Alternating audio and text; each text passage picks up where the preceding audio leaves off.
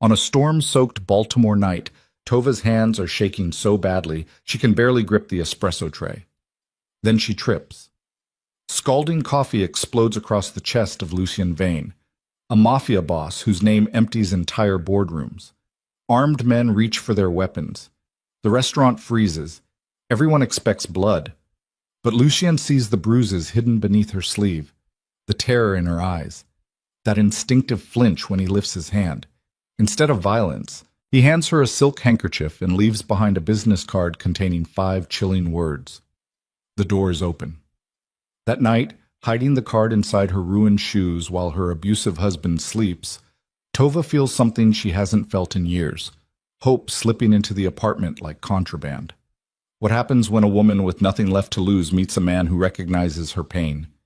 Hit that like button and drop a comment with your city so I can see how far this story travels. Stay until the end. You won't believe where this goes. What? The espresso machine hisses like something dying. Tova wipes down the same section of counter for the 3rd time in 5 minutes, because her hands need something to do or they'll start shaking again, and she can't afford that tonight. Not here. Not at Marcello's, where the tables cost more than her monthly rent, and the clientele arrive in cars that sound like predators purring. Her left wrist throbs beneath the foundation she caked over the bruises this morning.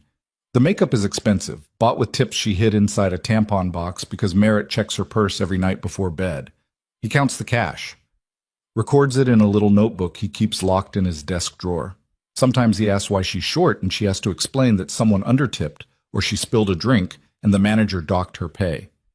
Sometimes he believes her, sometimes he doesn't. Tonight the bruises are 5 days old. Yellowish-green now, instead of purple. Merritt grabbed her wrist when she asked why he needed her grandmother's death certificate again.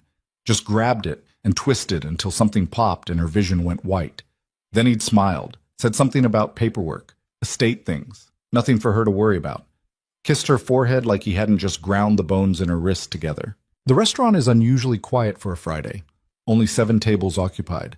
The kind of quiet that makes every sound too loud. Silverware scraping porcelain, ice shifting in water glasses, the low murmur of conversation that stops whenever she approaches a table. Table 12 orders another round of espresso. 4 men in suits that probably cost more than her car. Well, Merritt's car. Everything is Merritt's car, Merritt's apartment, Merritt's wife. She's just borrowing the space her body takes up. She prepares the drinks with the focus of someone defusing a bomb. Each shot pulled perfect. Each cup wiped clean. The tray balanced just right because her manager Marco already warned her twice this month about her hands shaking. You got some kind of problem, Tova? You sick? You on something? And she'd lied. Said it was low blood sugar. Skipped breakfast. He'd looked at her the way people look at roadkill. A moment of pity before moving on because what can you do, really? The tray is heavier than it should be, or maybe her arms are just tired. She's been tired for 3 years straight. Tired the way buildings get tired before they collapse. She navigates between tables, focusing on not spilling, not dropping, not making any mistakes because mistakes have consequences. And she's already used up this month's allowance of consequences. Merritt keeps a mental tally. He's good with numbers. That's what made him so successful, he likes to remind her. He remembers everything. Every time she burned dinner. Every time she forgot to pick up his dry cleaning. Every time she cried too loud and embarrassed him in front of neighbors. Table 12 is in the back corner. Private booth. The kind reserved for people who don't want to be seen or interrupted. She's 3 steps away when her ankle rolls. Not much, just enough. The tray tilts. Physics takes over. 4 cups of near-boiling espresso launch forward in a dark wave that seems to happen in slow motion and all at once. The liquid hits the man in the center booth square in the chest. For one frozen second, the entire restaurant holds its breath. The man doesn't move. Coffee drips from his silk tie onto his lap. Steam rises from the fabric.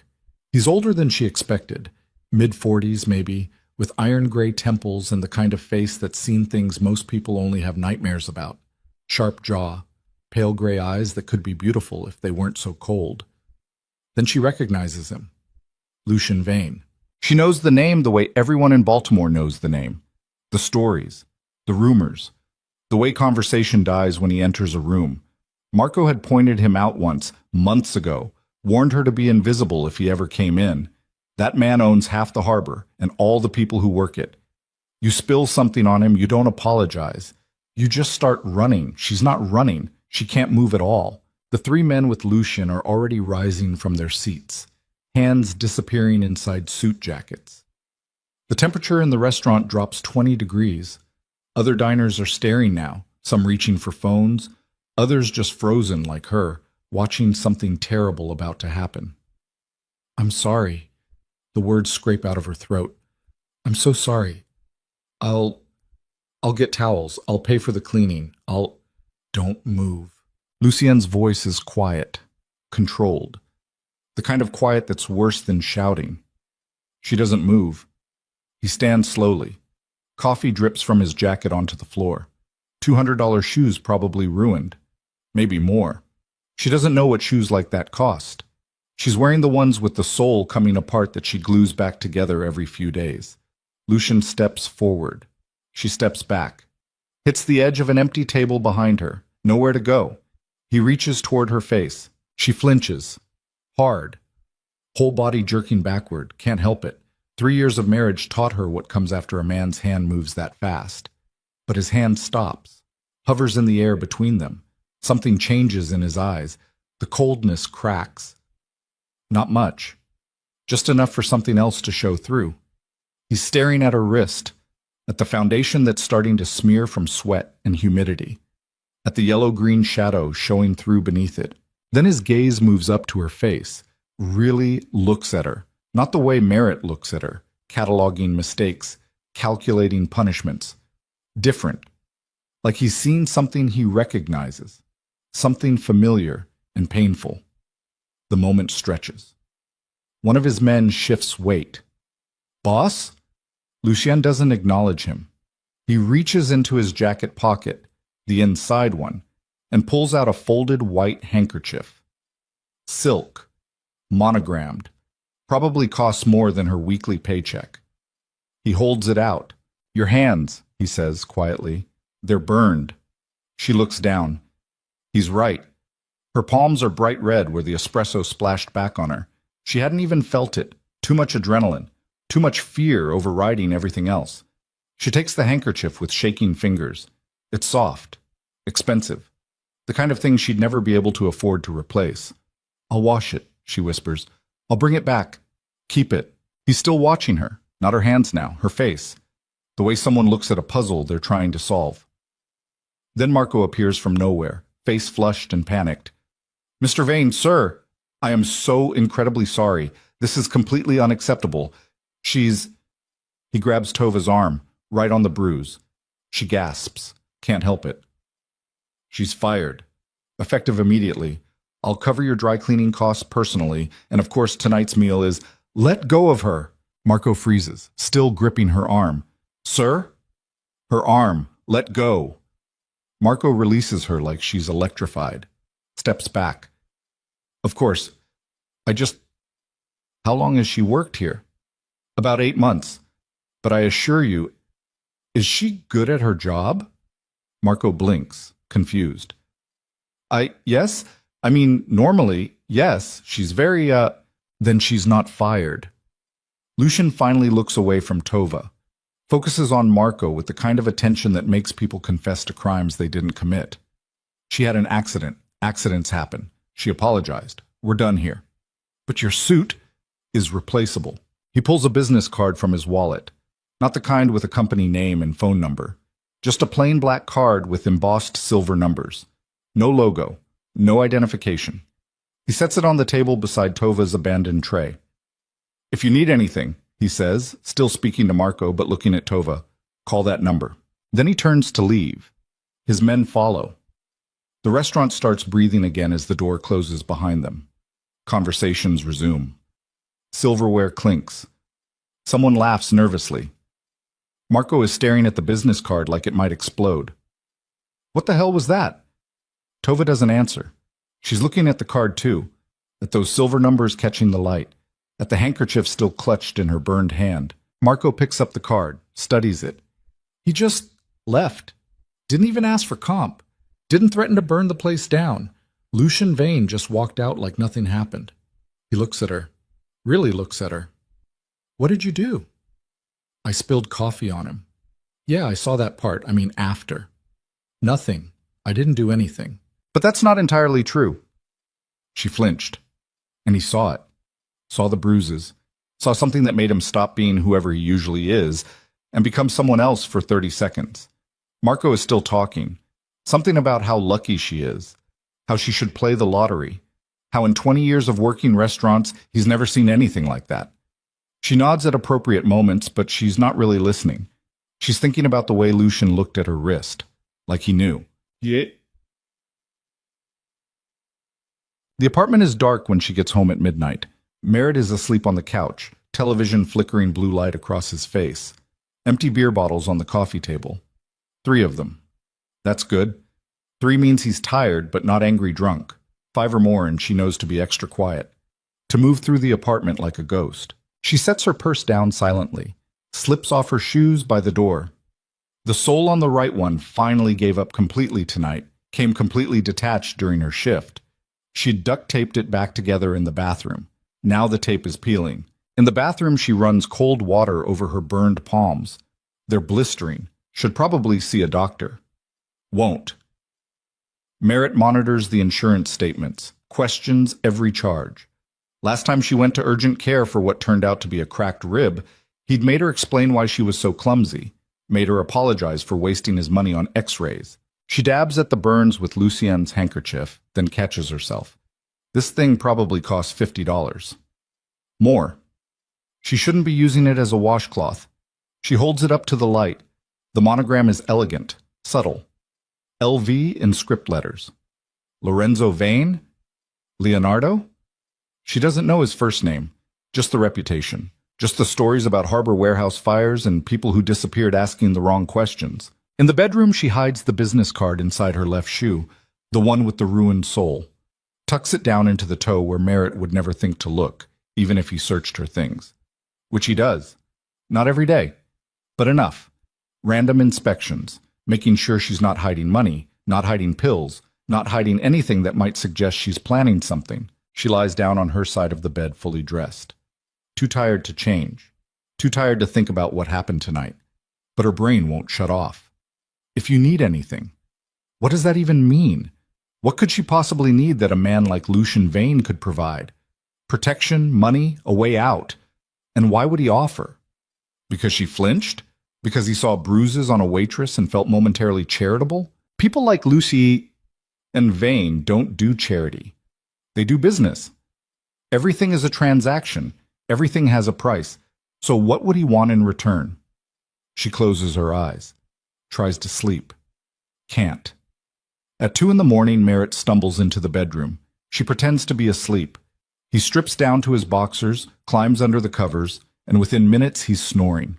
The same wet, rattling sound that's been the soundtrack to her nights for 3 years. She stares at the ceiling. Thinks about the card hidden in her shoe, about the silk handkerchief folded in her work bag, about the way Lucien's expression changed when he saw her bruises.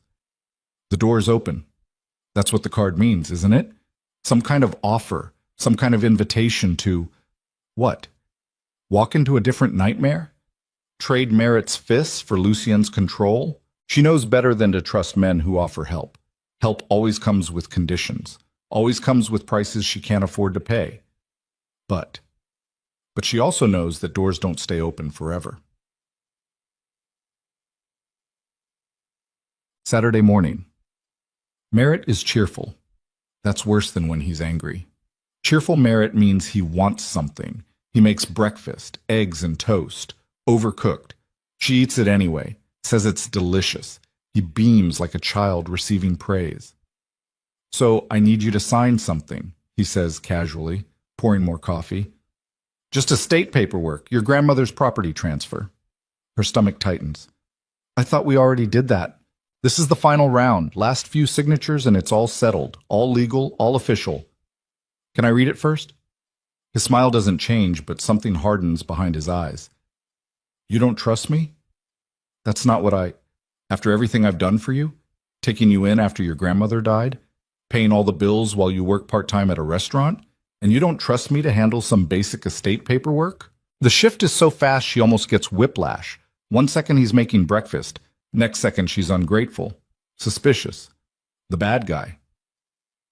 "I trust you," she says quietly. "I just thought I should read. It's 30 pages of legal jargon, Tova. You wouldn't understand half of it. That's why I have lawyers. That's why I'm handling this. So you don't have to worry." He sets the document in front of her. Dense paragraphs of text.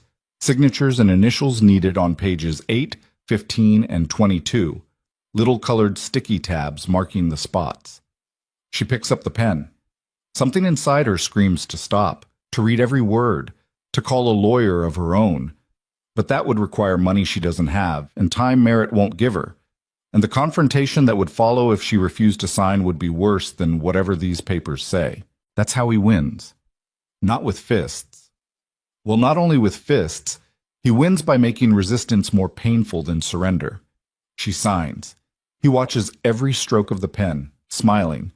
When she finishes, he kisses the top of her head. "That's my girl, see? That wasn't so hard." He leaves for the gym 20 minutes later. Saturday ritual, 3 hours of lifting weights and shooting the shit with his business partner, Kyle. He'll come home pumped full of endorphins and testosterone, wanting sex, wanting her to admire his physique in the bedroom mirror while he flexes and talks about protein intake and muscle groups. The second his car pulls out of the parking lot, she's moving. The document is still on the table. She photographs every page with her phone, doesn't read them yet, just documents them. Sends them to an email address she created 2 years ago that Merritt doesn't know exists. An account she checks on the library computer once a month, never from her phone, never from the apartment. Then she hides the card from her shoe inside her bra, right between her breasts where it presses against her sternum, a secret pressing into her skin. She takes the bus to the library downtown, uses a guest computer, logs into the hidden email, opens the photos of the paperwork she just signed. It takes her 40 minutes to understand what she's reading. When she does, she has to put her head between her knees to keep from passing out. The documents aren't estate transfers. They're power of attorney authorizations, financial guardianship papers, psychiatric evaluation requests, commitment orders pending medical review. Merritt isn't managing her inheritance. He's building a legal framework to have her institutionalized. The dates go back months. The psychiatric evaluations signed by a Dr. Raymond Holt, MD, describe her as increasingly unstable, paranoid, delusional, a danger to herself. They recommend inpatient treatment, long-term care. The signatures on the evaluation forms look like hers, but she never signed them. Never saw a Dr. Holt. Never had any psychiatric appointments. The property transfers are buried in there, too. Her grandmother's waterfront properties. 3 buildings along Baltimore's Inner Harbor worth at least $30 million combined, all signed over to a holding company called Meridian Coastal Properties, LLC. She traces the LLC back through 3 shell corporations before hitting a wall. But one of the listed partners in the third shell is Councilman Adrian Locke. She knows that name. Merritt golfs with him. They have dinner once a month at the Capitol Grill. Merritt comes home from those dinners smelling like scotch and cigar smoke, grinning like he's gotten away with something. Her hands are shaking so badly she can barely type. She searches Dr. Raymond Holt, finds an obituary from 4 months ago, car accident on I-95. Single vehicle collision, no other cars involved. He left behind a wife and 2 teenage daughters. The funeral was held at Woodlawn Cemetery. Donations requested to Johns Hopkins Psychiatric Research in his name. Merritt murdered him. She knows that the way she knows her own heartbeat. The timing is too perfect. The evaluation stopped the month he died. No more psychiatric assessments after his signature was no longer available. She prints everything, uses the coins she's been saving in her coat pocket. 37 pages. Stuffs them inside a manila envelope from the library's lost and found box. Outside the library, she stands on the steps, breathing cold November air, watching traffic pass. She could go to the police, show them the forged signatures, the dead psychiatrist, the shell companies. They'd investigate. Maybe. Probably. Merritt has friends on the force, but not everywhere. Someone would have to take it seriously. But investigations take time. And in that time, Merritt would know. Would know she went to police, would know she copied documents, would know she's trying to escape. And before any investigation concluded, she'd be committed to a psychiatric facility based on those forged evaluations. Locked away. Medicated. declared incompetent. And by the time anyone sorted through the paperwork, if they ever did, the property transfers would be complete, irreversible, legal. She thinks about the business card pressed against her chest. If you need anything, this qualifies as anything. She finds a payphone outside a bodega 3 blocks away. Hasn't used a payphone in years. Didn't know they still existed. Drops in coins, dials the number from the card. It rings once. Yes? Male voice, not Lucian, younger, flat tone.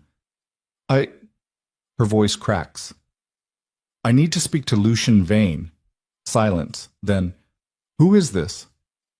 He gave me this number last night at Marcello's. He said if I needed anything, name. Tova Calloway. More silence. She can hear him breathing, hear what sounds like typing in the background. Where are you? Patterson Park, near the library. Stay visible. Stay public. Someone will be there in 10 minutes. Dark blue Audi. Plates ending in 847. Driver's name is Roman. He'll bring you somewhere safe. How do I know? You don't. That's the point. You called the number. You made the choice. Now you trust it or you don't.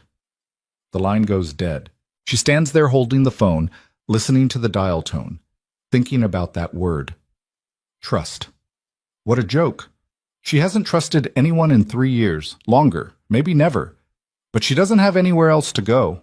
9 minutes later, a dark blue Audi pulls up to the curb. The driver doesn't get out, just rolls down the window. He's younger than she expected. Early 30s, maybe. Dark hair, sharp suit, the kind of face that's forgettable until you see the eyes and realize nothing about this man is forgettable. Tova? She nods. Get in. She does. Roman drives in silence, doesn't ask questions, doesn't make small talk, just navigates through Baltimore traffic like he's done this road 1,000 times. Maybe he has. Maybe this is what he does. Collects broken people at Lucian Vane's request and delivers them to wherever broken people go. They end up in the Harbor District, old industrial area being slowly converted to lofts and breweries and artisan shops. Roman parks behind a warehouse with no signage, leads her through a service entrance that requires a key card and a numeric code. Inside, the warehouse is nothing like she expected. Clean, modern, exposed brick and polished concrete floors, track lighting, expensive furniture that looks uncomfortable, floor-to-ceiling windows overlooking the harbor. Lucien is standing near those windows when they enter. Same suit from last night, but different. Changed clothes, obviously. He turns when he hears them approach. He looks tired. Or maybe he always looks tired, and she just didn't notice before. Thank you, Roman. Roman nods once and disappears through a side door. Tova stands there holding her manila envelope, suddenly aware of how she must look. Hasn't showered, still wearing yesterday's clothes, hair pulled back in a messy knot. Probably smells like bus exhaust and fear. You want to sit? Lucian gestures toward a leather couch that probably costs more than her car, than Merritt's car. I want to know why you gave me that card. He considers that, takes his time answering. I recognize something. What? Fear. The kind that it doesn't come from spilled coffee or dropped trays. The kind that lives in your bones. That makes you flinch before anyone even touches you. He pauses. I had a sister. She used to flinch like that. Used to? She died 8 years ago. I'm sorry. Don't be. You didn't kill her. But something in his tone suggests someone did. What's in the envelope? She hands it to him, watches while he reads. His expression doesn't change. Not when he reaches the psychiatric evaluations. Not when he finds the property transfers. Not when he gets to the dead doctor. He just reads. Methodical. Thorough. Like he's reading a grocery list instead of evidence of fraud and conspiracy and planned institutionalization. When he finishes, he sets the papers down carefully, very carefully, the way someone handles something explosive. How long have you been married? 3 years. The bruises? Started about 6 months in. You ever try to leave? Twice.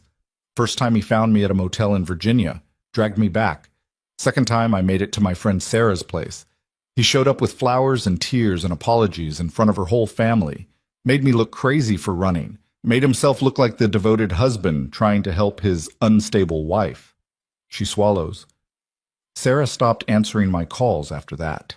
Lucien nods like this is all very reasonable, very predictable. And the properties? Did you know about them? I knew my grandmother left me something. I didn't know it was worth $30 million. She died when I was 23. Merritt and I got married 6 months later. He said he'd handle all the estate paperwork. Said it was complicated. Said I didn't need to worry about it. Let me guess. You never saw a dollar. He said it was tied up in trusts. Long-term investments. Better not to touch it. Let it grow. And you believed him. It's not a question, but she answers anyway. I didn't know any better. I was 23 and alone, and he seemed like he had his shit together. He seemed safe. She laughs, bitter. Shows what I know. Lucien walks to a desk on the far side of the room, opens a drawer, pulls out a laptop, spends 5 minutes typing, not looking at her, just working. She watches the harbor through the windows, watches cargo ships moving slowly through the water, watches seagulls circling garbage barges. Finally, he speaks. Meridian Coastal Properties, LLC, is owned by a shell corporation registered in Delaware. That shell is owned by another shell in the Caymans. That one connects to a development company called Harbor Trust Holdings. The managing partner of Harbor Trust is Councilman Adrian Locke. I know, I saw that. Did you see the shipping contracts? What? He turns the laptop to face her, shows her a spreadsheet, columns of numbers and dates and shipping container IDs. Harbor Trust Holdings controls 3 warehouses along the harbor.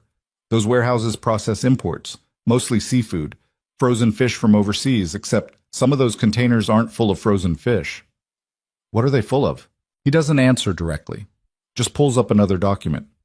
Shipping manifests. Container weights that don't match declared cargo weights. Refrigeration units running on different temperature settings than frozen seafood would require. Customs inspections that were mysteriously waived or delayed. People, she whispers. Women mostly. Some children. Brought in through the ports. Distributed inland. Your properties, your grandmother's properties, they're part of the logistics network. Storage, temporary housing, transit points. He closes the laptop. Your husband didn't just steal your inheritance. He turned it into infrastructure for human trafficking. The room tilts. She sits down hard on the expensive couch, puts her head in her hands. How long? Her voice sounds far away.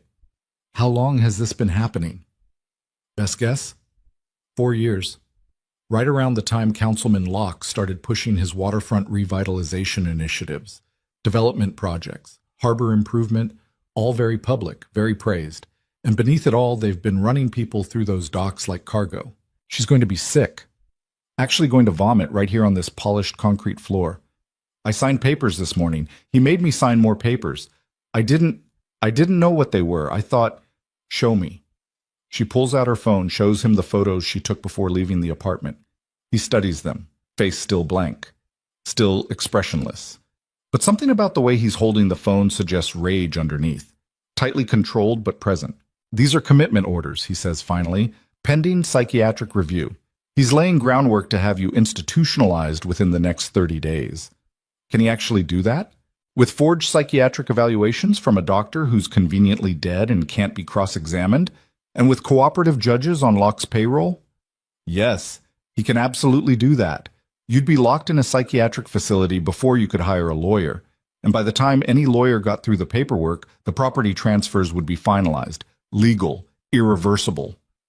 So I'm fucked. Not necessarily. She looks up at him. What does that mean? It means you have options. Not many.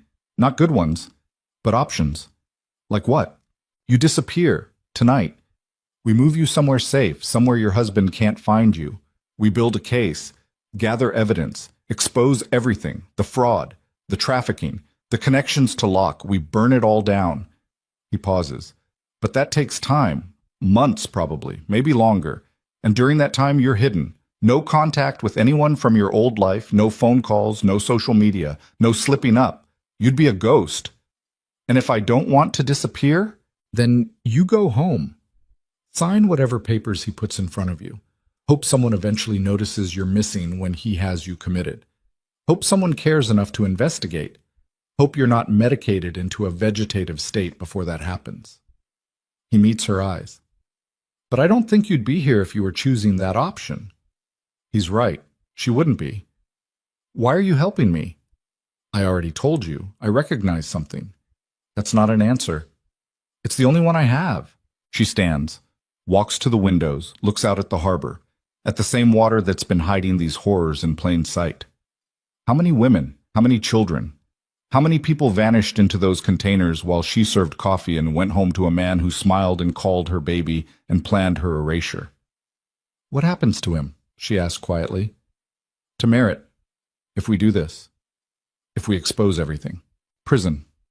If we do it right. Long sentence. Federal charges, trafficking, fraud, conspiracy. Maybe accessory to murder if we can connect him to the doctor's death. Not good enough. Lucien moves to stand beside her at the window. Doesn't touch her, just stands close enough that she can feel his presence. Solid, real, different from Merritt in ways she can't quite articulate. What would be good enough? He asks. She thinks about the question. Really thinks about it. What does she want? Merritt dead? Maybe. But death is too quick, too clean, too much like an ending when what he deserves is something ongoing, something that never stops. I want him destroyed, she says finally. Not killed. Destroyed. I want everyone to know what he is, what he did. I want his name in headlines. I want his friends to abandon him. I want him to watch everything he built collapse. I want him to know it was me, that I'm the one who burned it all down. She turns to face Lucien. Can you do that? Yes. No hesitation, no doubt, just yes. What's it going to cost me? Nothing, she laughs, harsh. Nobody does anything for nothing. You're right, nobody does. So let me be clear about what I get out of this. He's still looking at her with those pale gray eyes that see too much. I get to destroy Councilman Adrian Locke. I get to dismantle a trafficking network that's been using my harbor. Yes, my harbor. I own half the commercial docks. To move human cargo. I get to eliminate competition and send a message to everyone else who thinks they can run dirty operations through my territory. And I get to watch your husband realize he picked the wrong person to bury. He tilts his head. That's what I get. Not nothing. I get quite a lot, actually. So I'm just convenient. You're the key. There's a difference. She wants to argue, wants to find the trap, the catch. The moment where this turns into something else. But she's too tired, too scared, too desperate, and maybe, possibly, he's telling the truth. Okay, she says. Okay, I'll disappear. We'll build the case. We'll burn it all down. You're sure? Do I look sure? No, you look terrified, but you're still saying yes. Because being terrified here is better than being terrified at home. Lucien nods once. Roman will take you to a safe house. It's secure, fully stocked. You'll have everything you need. I'll have investigators start pulling records, financial documents, shipping manifests, everything we can get on Meridian Coastal, Harbor Trust Holdings, and Councilman Locke. It's going to take time. How much time? Months, maybe 6, maybe more. Building a case that's airtight enough to withstand the kind of legal defense Locke can afford. That takes precision. 6 months.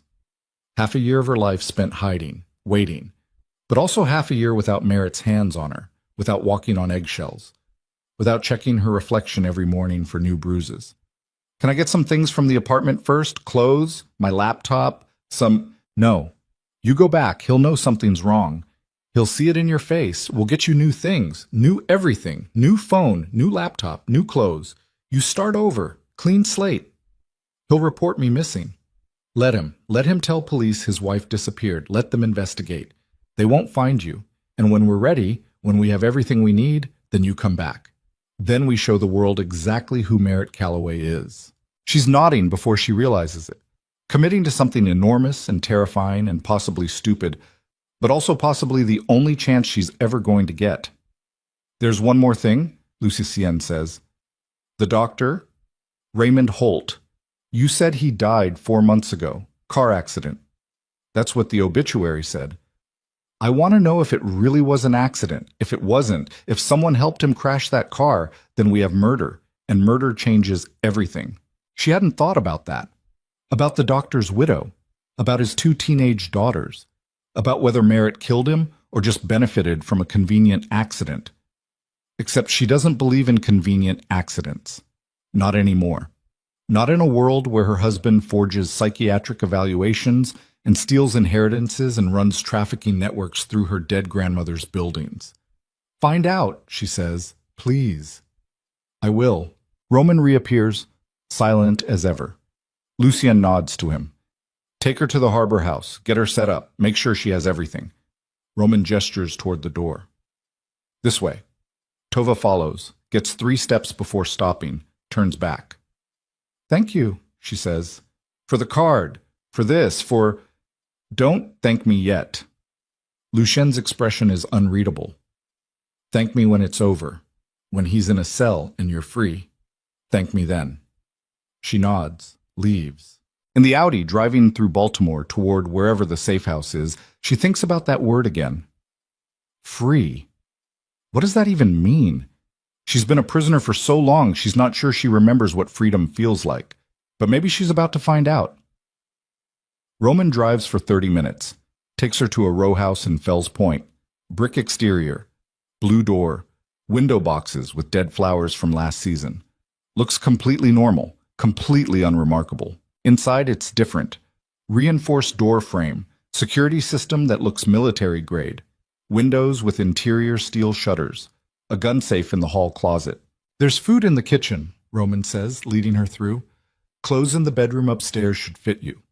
Laptop on the desk is clean, encrypted, untraceable. Don't use your old email. Don't contact anyone from your old life. Don't go outside unless absolutely necessary. If you need anything, there's a phone in the kitchen drawer. 1 button. It calls me. I'm 10 minutes away. Always. Understand? Yes. Good. He hands her a key. Lock the door when I leave. Don't open it for anyone except me or Lucien. Not the police, not the mailman, not your husband if he somehow finds this place, which he won't. No one. Clear? Clear. He leaves. The door locks behind him with a heavy click, and suddenly Tova is alone. Really alone.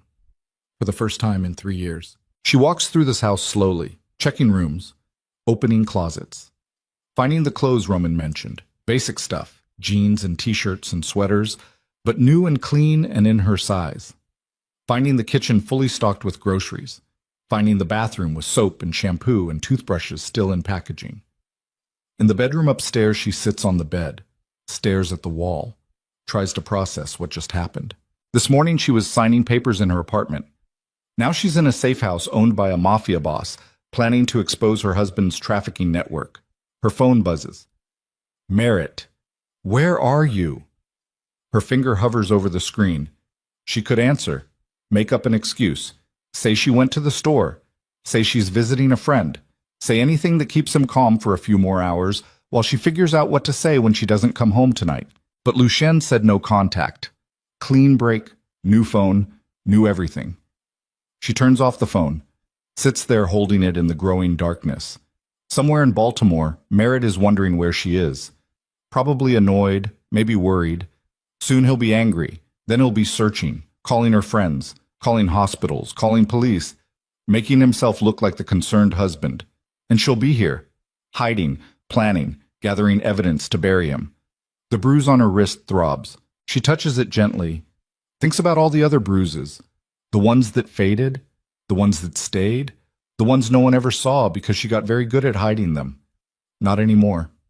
Outside, Baltimore hums its evening sounds. Traffic, sirens, music from bars. Normal life continuing while hers splits into before and after. She lies down on the bed. Doesn't bother changing clothes. Just lies there in the dark, still wearing yesterday's shirt. Still smelling like coffee and fear and the beginning of something she can't name yet. But it feels like anger. And anger, she thinks, might be exactly what she needs. The first 3 days she barely leaves the bedroom. Not because Roman told her to stay inside, because she can't make her body move properly, can't make her brain stop cycling through the same loop of panic and relief and guilt and terror. She lies in bed staring at the ceiling, listening to sirens pass on the street below, waiting for Merritt to kick down the door, even though she knows he doesn't know where she is. Can't know. Logically, she understands that, but logic and 3 years of conditioning don't speak the same language. On the fourth morning, she forces herself downstairs, makes coffee, burns the first pot because she forgets it's brewing and lets it evaporate into black sludge on the heating element, makes a second pot, drinks it standing at the kitchen window, watching early commuters hurry past with their travel mugs and their briefcases and their normal problems like traffic and deadlines and what to have for lunch. The encrypted laptop sits on the desk in the corner. She's been avoiding it, avoiding the work. The reason she's here.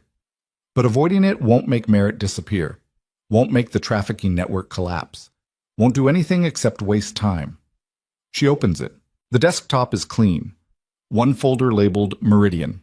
Inside there are dozens of subfolders. Financial records, shipping manifests, property deeds, offshore account statements, corporate registration documents. Someone, probably Lucien's investigators, has been busy. She starts with the property deeds, her grandmother's buildings, 3 of them, all along the inner harbor. She recognizes the addresses even though she hasn't seen them in years. Her grandmother used to take her there when she was a kid, before she got sick, before everything fell apart. They'd walk the harbor on Sunday afternoons, and her grandmother would point to those buildings and say, "Someday these will be yours, Tova. Take care of them. They're the only things that matter. Now they're processing stations for human cargo." She clicks through the shipping manifests next. Container numbers, arrival dates, declared contents versus actual weights. The discrepancies are obvious once you know what you're looking at. A container declaring frozen mackerel shouldn't weigh 3 tons more than the fish it supposedly contains. Refrigeration units set to 58 degrees Fahrenheit aren't keeping anything frozen. They're keeping people alive. Her stomach turns. She opens a different folder. Financial records. Bank statements for Meridian Coastal Properties, LLC. Monthly deposits ranging from $50,000 to $200,000. Money flowing in, money flowing out. Shell companies layered on shell companies. Delaware, Cayman Islands, British Virgin Islands. The kind of structure designed specifically to hide the origin and destination of funds. She's good with numbers. Always has been. That's why her grandmother encouraged her to study accounting in college before she dropped out when the old woman got cancer. That's why she can look at these records and see the patterns, see the rhythm. Money comes in from overseas accounts, gets distributed through domestic accounts, ends up in Councilman Locke's campaign fund, or his development company, or his wife's charity foundation. It's all right there. 15 minutes into reading, she has to stop, go to the bathroom, vomit up the coffee, kneel on the cold tile floor with her forehead pressed against the toilet seat, shaking. Her grandmother's buildings, her inheritance, used for this. And she'd signed papers authorizing it, signed them without reading, signed them because Merritt smiled and called her baby and made her feel stupid for asking questions. She rinses her mouth, goes back downstairs, keeps working. By noon, she's made a spreadsheet, cross-referenced container numbers with arrival dates, matched financial deposits to shipping schedules, found the pattern. Every major deposit corresponds to a container arrival. Every container arrival corresponds to a deposit 48 to 72 hours later, like clockwork. The most recent deposit was 6 days ago. $143,000. That means there are people in those buildings right now. She's staring at the screen, trying to decide what to do with that information when the phone in the kitchen drawer buzzes. She nearly jumps out of her skin, grabs it on the 3rd ring. "Yeah?" "It's Roman. I'm outside. Need to talk." "About what?" "Open the door and find out." He hangs up. She checks the security monitor by the front door, sees him standing on the stoop. Same dark suit, same unreadable expression. She unlocks the door. He steps inside immediately, locks it behind him. "You been working?" He's looking past her at the open laptop. "Yeah." "Finding anything useful?" "Depends on your definition of useful. I found patterns, financial flows, shipping schedules, enough to show coordination between Meridian and Harbor Trust Holdings." "Good. Lucien wants to see it. You up for a meeting?" "When?" "Now." She's still wearing the same clothes from yesterday, hair unwashed, probably smells. But Roman isn't asking if she's ready. He's telling her they're leaving. "Give me 5 minutes." She goes upstairs, changes into clean jeans and a sweater from the closet, pulls her hair back, brushes her teeth, stares at herself in the bathroom mirror. The bruise on her wrist is fading from yellow-green to pale brown. Another week and it'll be gone completely. Physical evidence erased. But she has photos. Took them months ago. Stored them in that hidden email account. Documentation of every mark he left. Downstairs, Roman is waiting by the door. Ready? As I'll ever be. They take his Audi. Drive back to the warehouse in the Harbor District. Same route, same silence. Roman doesn't do small talk. Doesn't do any talk unless absolutely necessary. She appreciates that. Words feel like effort right now. Inside the warehouse, Lucien is on the phone, pacing near the windows, speaking rapid Italian to someone. He sees them enter, holds up one finger, wraps up the conversation with what sounds like either a threat or a promise. She can't tell which, and hangs up. Tova, good. Come sit. She does. Roman disappears again. Always disappearing, like a ghost with excellent taste in suits. Lucien pulls up a chair across from her, closer than last time. Not invasive, but present. Roman says you've been working. Yeah. Show me. She opens the laptop. Walks him through the spreadsheet. Points out the patterns. The container arrivals matched to deposits. The shell company structures. The flow of money from overseas accounts, through Meridian, through Harbor Trust, through Locke's campaign fund. He listens without interrupting, occasionally nods. When she finishes, he leans back, fingers steepled under his chin. This is good work, he says. Better than good. This is exactly the kind of documentation we need. Clean, clear, traceable. There's more. She hesitates. The most recent deposit was 6 days ago, which means there are people in those buildings right now, being held, waiting for transport or sale or whatever the hell comes next. His expression doesn't change. I know. You know? I've had surveillance on those properties since you first showed me the documents. 3 buildings, all active. Best estimate is between 15 and 20 individuals currently housed across the 3 locations. And you're just watching? What would you have me do? Storm the buildings? Free everyone? Alert Merritt and Locke that we're onto them? Blow the entire operation before we have enough evidence to bury them permanently? He's not angry, just matter of fact. Those people are leverage. Once we move, once we expose everything, they're evidence. They're witnesses. They're the proof that destroys any deniability Merritt and Locke try to hide behind. They're human beings. Yes, they are. And they're in hell right now. And moving too soon means more people end up in that same hell because we didn't finish the job properly. He meets her eyes. I know how that sounds. I know what you're thinking, that I'm no better than them. But I'm trying to end this, not just save 20 people. End the whole operation, permanent, so it doesn't just relocate and start up somewhere else with different names. She wants to argue, wants to tell him he's wrong, that saving the people in those buildings now matters more than building an airtight case. But she knows he's right, knows that going in without the full picture just gives Merritt and Locke time to cover their tracks, time to disappear evidence, time to bury everything deeper. How long? She asks. Until we move? 6 weeks? Maybe 8? We need more than financial records. We need testimony. We need cooperation from federal investigators. We need to ensure that when this breaks, it breaks everywhere at once. No warning, no time to run. 8 weeks those people are in there. Yes. That's on me too, isn't it? Because they're using my buildings. No, that's on Merritt, on Locke, on everyone who built this operation. You didn't put them there. You didn't know. You were a victim too. I signed the papers. Under duress, with forged documents, with threats. That's not consent. That's coercion. She knows he's right. Knows that legally, morally, she's not responsible. But guilt doesn't care about logic. Guilt just sits in her chest like concrete. There's something else, Lucien says, about the doctor. Raymond Holt. She looks up. You found something. My investigators pulled the accident report. Single vehicle collision on I-95 southbound. Car left the road at high speed, hit a concrete barrier. Holt was killed instantly. No skid marks, no evidence of braking. Toxicology came back clean. No alcohol, no drugs, no medical episode, just a man driving 70 miles an hour who apparently forgot how to steer. That's not an accident. No, it's not. But proving it's murder is different. The car was totaled. No way to examine it for tampering. No witnesses, no surveillance footage from that stretch of highway. Just a dead psychiatrist who happened to sign forged evaluations for your husband's wife a week before he died. Merritt killed him. Probably, but probably doesn't hold up in court.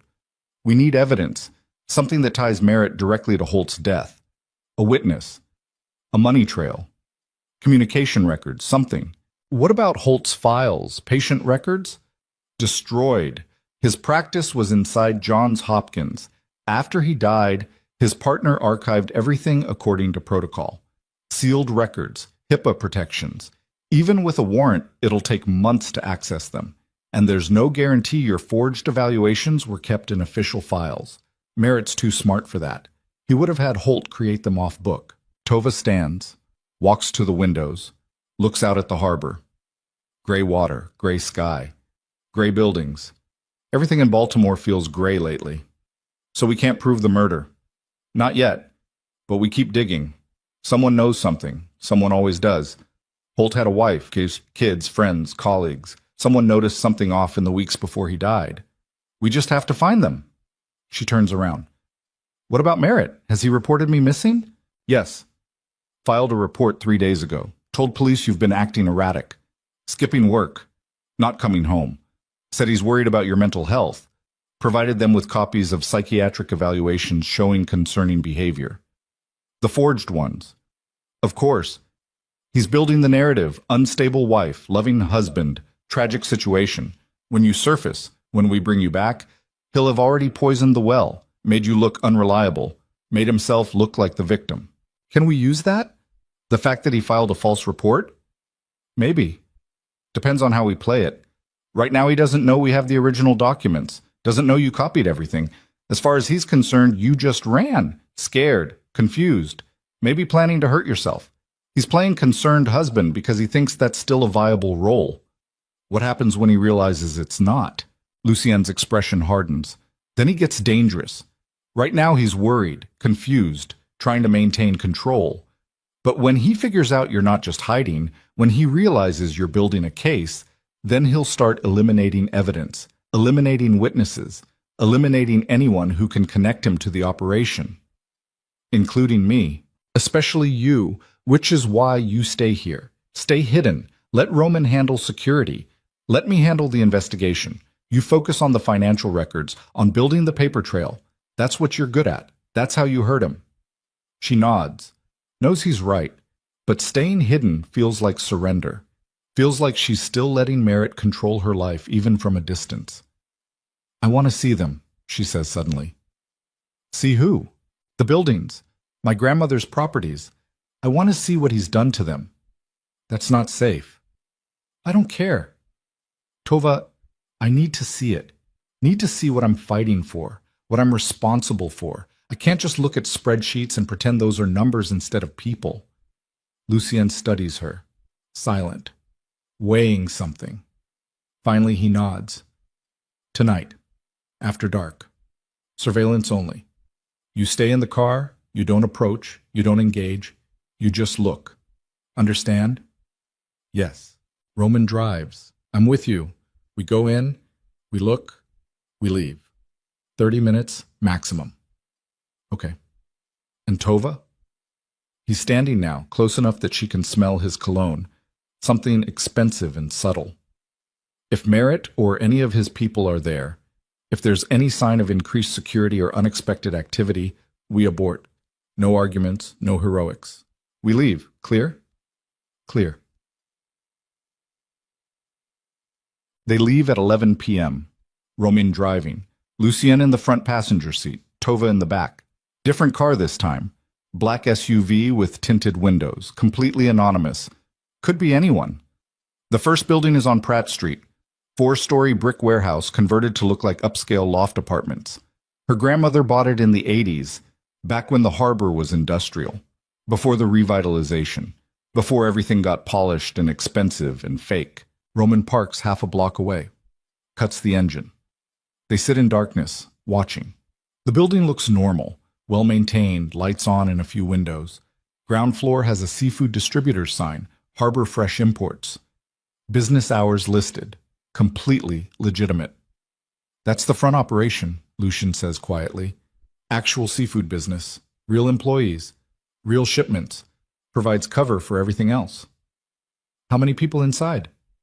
Tova's voice sounds strange to her own ears. Right now? Best guess is 6. Upper floors. The distributor closes at 7. After that, the only people in the building are the ones being held. Guards?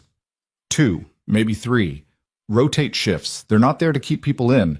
They're there to keep people out. She stares at the building, tries to imagine what's happening behind those windows. 6 people. Maybe women. Maybe children. Waiting. Hoping. Probably praying, even though she's not supposed to think about that. My grandmother would burn this place down if she knew, Tova says. Then let's burn it down for her. Metaphorically, with evidence and federal warrants instead of gasoline. They watch for 15 minutes. A car pulls up, parks near the service entrance. 2 men get out, one heavyset, one thin. They smoke cigarettes on the loading dock. Talk about something. Laugh. One of them checks his phone. They finish their cigarettes and go inside. Guard change, Roman says. Happens every 12 hours, 8 a.m. and 8 p.m. You've been watching that long? Since you showed us the documents. Yeah. They drive to the second building, Federal Hill. Smaller property, converted row house. Same setup. Ground floor looks legitimate. Some kind of import office. Upper floor's dark. 4 people here, Lucien says. Different operation. This one's more temporary. Transit point. People come in through the harbor, get moved here for processing, then transferred inland within 48 hours. Processing? Documentation, identity papers, work visas, all forged. They get photographed, fingerprinted, given new names, then shipped out to wherever they've been sold to. Sold. The word sits in her stomach like poison. Where do they go? Domestic service. Mostly. Wealthy families who want cheap labor and don't ask questions. Some go to farms, some to factories, some to worse places. Depends on who's buying. The building looks innocent, quaint even. Brick facade, window boxes. Could be anyone's home. I used to play near here when I was a kid, Tova says. My grandmother would take me to the park 2 blocks over. We'd get ice cream, walk around. This neighborhood was safe back then. It still looks safe. That's the point. Hide things in plain sight. Make them look normal. Make them look boring. No one investigates boring. They watch for another 10 minutes. Nothing happens. No movement. No cars. Just a quiet street and a quiet neighborhood hiding horrors behind ordinary windows. The third building is back near the harbor. Larger than the others. 6 stories. Actually is apartment buildings. Mixed residential and commercial. The commercial space on the ground floor is a shipping logistics office. Harbor Trust Holdings. Councilman Locke's company. This is the hub, Lucien says. Coordination center. Financial processing. Where Merritt meets with Locke. Where they plan operations. Upper floors have actual tenants, normal people, paying rent, living their lives. No idea what's happening 3 floors below them. How many people being held? Here? 8. Basement level. Converted storage space, soundproofed, climate-controlled. Nobody hears anything, nobody sees anything. Tova feels sick. Actually sick. She cracks the window. Cold November air rushes in. You okay? Lucien turns in his seat to look at her. Ma, no, I'm not okay. I'm looking at my grandmother's buildings being used as prisons. I'm looking at a trafficking operation running through my inheritance. I'm realizing that every signature I gave Merritt, every paper I signed without reading, every time I trusted him, her voice breaks. Every time I was stupid enough to believe him, I was helping this happen. You weren't helping. You were being manipulated. What's the difference? Intent? Control? Agency. You didn't choose this. He chose it. He used you. There's a difference. Tell that to the people in those buildings. Lucien doesn't respond. What can he say? She's right. He knows she's right. Roman starts the engine. We should go. Been here too long. They drive back to the safe house in silence. Tova stares out the window, watching Baltimore pass. Normal city? Normal streets? Normal people going about their normal lives while beneath the surface, networks like this operate. Hidden, efficient, profitable. At the safe house, Roman walks her to the door. You need anything? No. You sure? I'm sure. Lucien will call tomorrow. Update you on the investigation. You just keep working the numbers. That's what matters right now. She nods, goes inside, locks the door, stands in the dark hallway listening to her own breathing. Those buildings, her buildings, being used like that. She goes upstairs, doesn't bother turning on lights, sits on the bed in darkness, takes out the encrypted phone Roman gave her, the one that only calls him or Lucien, stares at it. She could call Merritt. Her old phone is in a drawer downstairs, dead now, uncharged. But she could power it up, send a message, ask what the hell he's done with her grandmother's properties, confront him, demand answers. But that would be stupid, would blow everything, would put those people in immediate danger because Merritt would panic and move them, or worse. So she sits and waits, and hates that waiting is the only option. The next morning, Lucien calls at 7 a.m.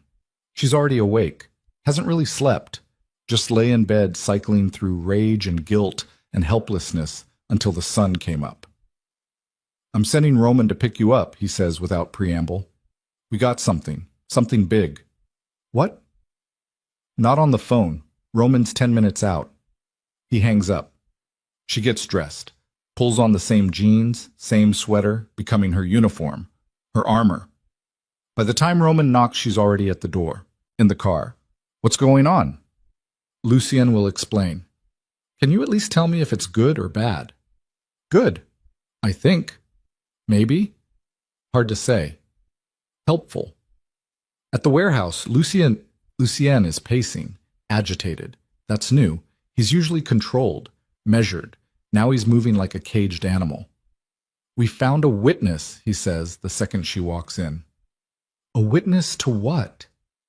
Holt's murder, or close enough. Someone who saw something the night before he died. Tova's pulse jumps. Who? Holt's wife, Emily. My investigator finally got her to talk.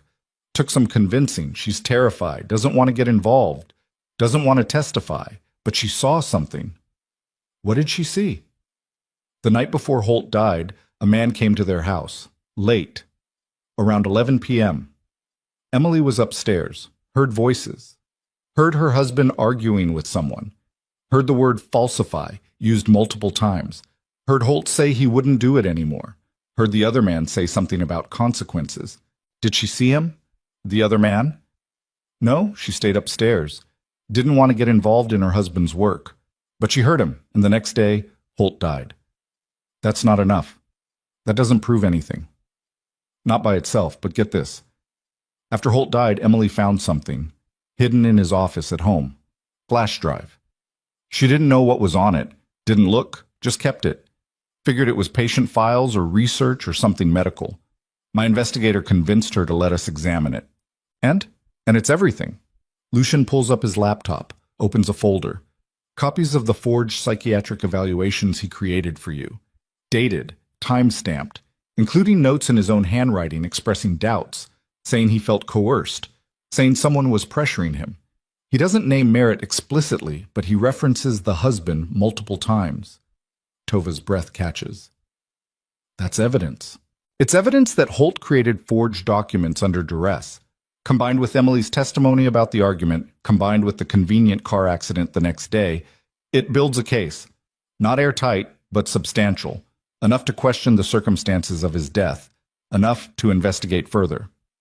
Will Emily testify? That's the problem. She's scared. She has 2 kids. Doesn't want to put them in danger. Doesn't want to become a target. Right now, she's willing to let us examine the flash drive. She's willing to confirm her husband seemed stressed before he died. But getting her to stand up in court and say someone threatened him the night before he crashed his car, that's a different level of commitment. Can you protect her? Yes. But protection means relocation, new identities, uprooting her entire life, her kids' lives. She's a middle school teacher. Her daughters are in high school. Friends, stability. Asking her to give that up to testify against a councilman and a network powerful enough to kill her husband, that's asking a lot. Tova sits down, processes this. What do you need from me? I need you to talk to her. Me? Why? Because you're the other victim. You're the one Holt's forged evaluations were targeting. You're the one who lost everything. She needs to see that, needs to understand what's at stake. Right now, this is abstract to her. Numbers and documents and dead husband. But you're real. You're standing in front of her saying this network destroyed your life. That might be enough to convince her. Or it might terrify her more. Maybe. But it's worth trying. She's meeting me here this afternoon. 2 p.m. You willing to talk to her? Is she? Is she willing to sit across from a widow and ask her to risk her children's safety to help build a case against the man who killed her husband? That feels like asking too much. Feels cruel. But then she thinks about the 6 people in her grandmother's buildings, the 4 in Federal Hill, the 8 in the basement near the harbor, 18 people, minimum. And those are just the ones currently being held. How many came before? How many will come after if this operation isn't stopped? Yes, she says. I'll talk to her. Emily Holt arrives at 2:15, nervous, thin, younger than Tova expected, early 40s maybe, but looking older. Grief does that. Ages people. She's wearing a professional blouse and slacks like she came straight from teaching, hair pulled back, minimal makeup, the kind of woman who's trying very hard to hold everything together and mostly succeeding. Roman shows her in, offers coffee. She declines, sits on the edge of the couch like she might bolt at any moment. Lucian makes introductions. Emily, this is Tova Calloway. Tova? Emily Holt. They shake hands. Emily's grip is surprisingly strong. Thank you for coming, Tova says. I'm not sure why I'm here. Emily looks at Lucien. You said you needed me to meet someone involved in Raymond's case. Tova is the person your husband created forged psychiatric evaluations for. She's the reason your husband was murdered. Emily stiffens. I thought you said it was an accident. It was made to look like an accident, but we both know it wasn't. Emily looks at Tova, really looks at her. You're the one Raymond was writing reports about, the mentally unstable wife. I'm not mentally unstable. Those evaluations were fake, forged, created by my husband to build a legal framework for having me institutionalized. Why would he do that? To steal my inheritance, $30 million in properties. He needed me declared incompetent so he could take control. Emily processes this, and Raymond helped him. Under duress, your husband didn't want to do it. He kept notes, kept records, kept evidence that he was being coerced. That's why he was killed, because he was going to stop, going to report what was happening. You don't know that. I know he argued with someone the night before he died. I know he refused to continue creating forged documents. I know he crashed his car less than 24 hours later. That's not coincidence. Emily stands, walks to the window, stares out at the harbor. Raymond was a good man, a good doctor. He cared about his patients, cared about ethics. If someone made him do something wrong, if someone forced him, he would have been devastated. He was trying to fix it, Tova says. He kept the flash drive, kept the evidence. That's not the action of someone complicit. That's someone planning to expose what was happening. And they killed him for it. Yes, Emily turns around, tears streaming down her face now, not bothering to hide them. He was acting strange that last week. Couldn't sleep. Kept checking the locks on the doors. Kept looking over his shoulder. I asked what was wrong. He said work stress. Said he was dealing with a difficult situation. I didn't push. I should have pushed. Should have made him tell me. You couldn't have known, but I could have helped. Could have protected him. Instead, Her voice breaks. Instead, I just let him carry it alone. Lucian steps forward. Emily, we can't change what happened, but we can make sure it means something. We can use what Raymond left behind to stop the people who killed him. Stop them from doing this to anyone else. But we need your help. We need you to testify about what you heard that night, about the argument, about Raymond's state of mind before he died. They'll come after me, after my daughters. We'll protect you. Full witness protection. New identities, new location, everything. That's not protection, that's exile. That's taking my daughters away from everything they know, away from their school, their friends, their lives. It's keeping them alive. Emily shakes her head. I can't do that to them. Losing their father was bad enough. I can't take everything else away too. Then they win, Tova says. Harsh, blunt. The people who killed your husband, the people running trafficking operations through my buildings. They win. They keep operating, keep destroying lives, keep killing anyone who threatens to expose them. And your husband's death means nothing. Emily flinches. That's not fair. None of this is fair. It wasn't fair that your husband got coerced into creating fake documents.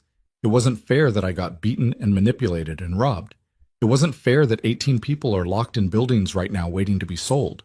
Nothing about any of this is fair. But we can stop it. We can burn the whole operation down. We just need your help. Why should I risk my children for this? Because someone has to. Because if people like us don't stand up and fight back, then people like them keep winning, keep hurting people, keep destroying families. Tova's voice is shaking now, raw. I know what I'm asking. I know it's too much, but I'm asking anyway, because I don't have anyone else. Because your husband was trying to do the right thing and died for it. Because his death should matter. Silence. Emily sits back down, puts her face in her hands, sobs quietly. Lucien and Tova exchange glances. Wait. Finally, Emily looks up, red-eyed, wrecked. What exactly would I have to testify to? The argument you heard, the timing, Raymond's state of mind, the fact that he expressed fears about his safety, combined with the flash drive contents, that's enough to establish a pattern of coercion and fear. And you really think you can protect my daughters? Yes. I have resources, connections. I can make you disappear completely. New names, new location, new life. They'll never find you. What about my mother, my sister? I'm supposed to just leave them? You can contact them, carefully, through secure channels, but no visits, no direct communication, not until this is over. Emily looks at Tova. You really think this will stop them? I think it's the only chance we have. More silence. Emily stands again, paces, thinking, weighing, calculating impossible choices. If I do this, she says finally, I want a guarantee, not about my safety, about theirs, about making sure the people who killed Raymond go to prison, that this actually matters, that I'm not uprooting my entire life for nothing. I can't guarantee outcomes, Lucien says, but I can guarantee effort. I can guarantee that everything we have, every resource, every connection, every piece of evidence goes into destroying this network. Completely, permanently. That's not the same thing. No, it's not, but it's the best I can offer. Emily looks at Tova again. Long look, searching for something. Finally, she nods. Okay, I'll testify, but if anything happens to my daughters, if they get hurt because of this, I'll spend the rest of my life making sure you regret it. Fair enough, Lucien says. Emily leaves 20 minutes later. Roman drives her home. She'll pack what she needs. Tonight they'll move her and her daughters to a secure location, start the process of disappearing. After she's gone, Tova slumps on the couch, exhausted. That conversation took everything she had. You did good, Lucien says. I feel like shit. You should. You just asked a widow to uproot her entire life. That's not supposed to feel good. Will it be enough, her testimony, combined with everything else? Yes, it should be. We're building a case brick by brick, financial records, shipping manifests, witness testimony, forged documents, pattern of coercion, dead doctor. Once we have all the pieces assembled, we move, fast, coordinated, hit them from every direction at once. When? 6 weeks. Maybe less now that we have Emily. Depends how fast federal investigators can move once we hand them everything. 6 weeks. 42 days. Feels like forever. Feels like no time at all. What do I do until then? Keep working the numbers, keep building the financial case, and stay hidden. Merritt's getting desperate. Filed another missing persons report, this time claiming you might be a danger to yourself. Trying to escalate it. Get more police attention, more search resources. He thinks I'm dead? He thinks you might be. Or he's hoping. Dead wife is easier to deal with than missing wife. Dead wife can't testify. The words hit like ice water. He's going to try to kill me. He's going to try. That's why you stay here. Why Roman is always 10 minutes away. Why we don't take unnecessary risks. She nods, knows he's right. But hiding feels wrong, feels passive, feels like she's still letting Merritt control her choices. I want to do more, she says. Want to help actively, not just sit here analyzing spreadsheets. You are helping. The spreadsheets matter. The financial evidence matters. That's your weapon. That's how you hurt him. It doesn't feel like enough. It's going to have to be. That night she dreams about her grandmother. Not the sick version. Not the woman wasted by cancer, barely able to speak, hooked to machines that beeped and clicked and breathed for her. The healthy version. The woman who walked the harbor with Tova on Sunday afternoons, who pointed to buildings and said, "Someday these will be yours." In the dream, her grandmother is standing outside the Federal Hill property, the row house, the one processing 4 people right now. She's staring at it with disgust. "You let this happen," she says. "I didn't know," Tova replies. "I didn't know what he was doing. You should have known. Should have asked questions. Should have read the papers before signing them. I was scared. He hurt me. He controlled everything. And now he's hurting others, using my buildings to do it. My legacy turned into this." Her grandmother gestures at the building. "This is your inheritance, Tova. Prisons and pain. Is this what you wanted?" "No, I'm stopping it. I'm fighting back." "Are you? Or are you hiding in a safe house while other people do the work?" "That's not fair." "Fair?" Her grandmother laughs, bitter, harsh. "Nothing about this is fair, but fair doesn't matter. Results matter. Action matters." "What are you actually doing?" Tova wakes up gasping, sweating, sheets tangled around her legs. The room is dark, cold. She checks her phone. 3:17 a.m. She gets up, goes downstairs, makes coffee, opens the laptop. Financial records. That's what Lucian said matters. That's her weapon. So she uses it. She spends the next 4 hours building something new, not just a spreadsheet tracking deposits and container arrivals. A network map. Visual representation showing every connection, every company, every account, every person involved.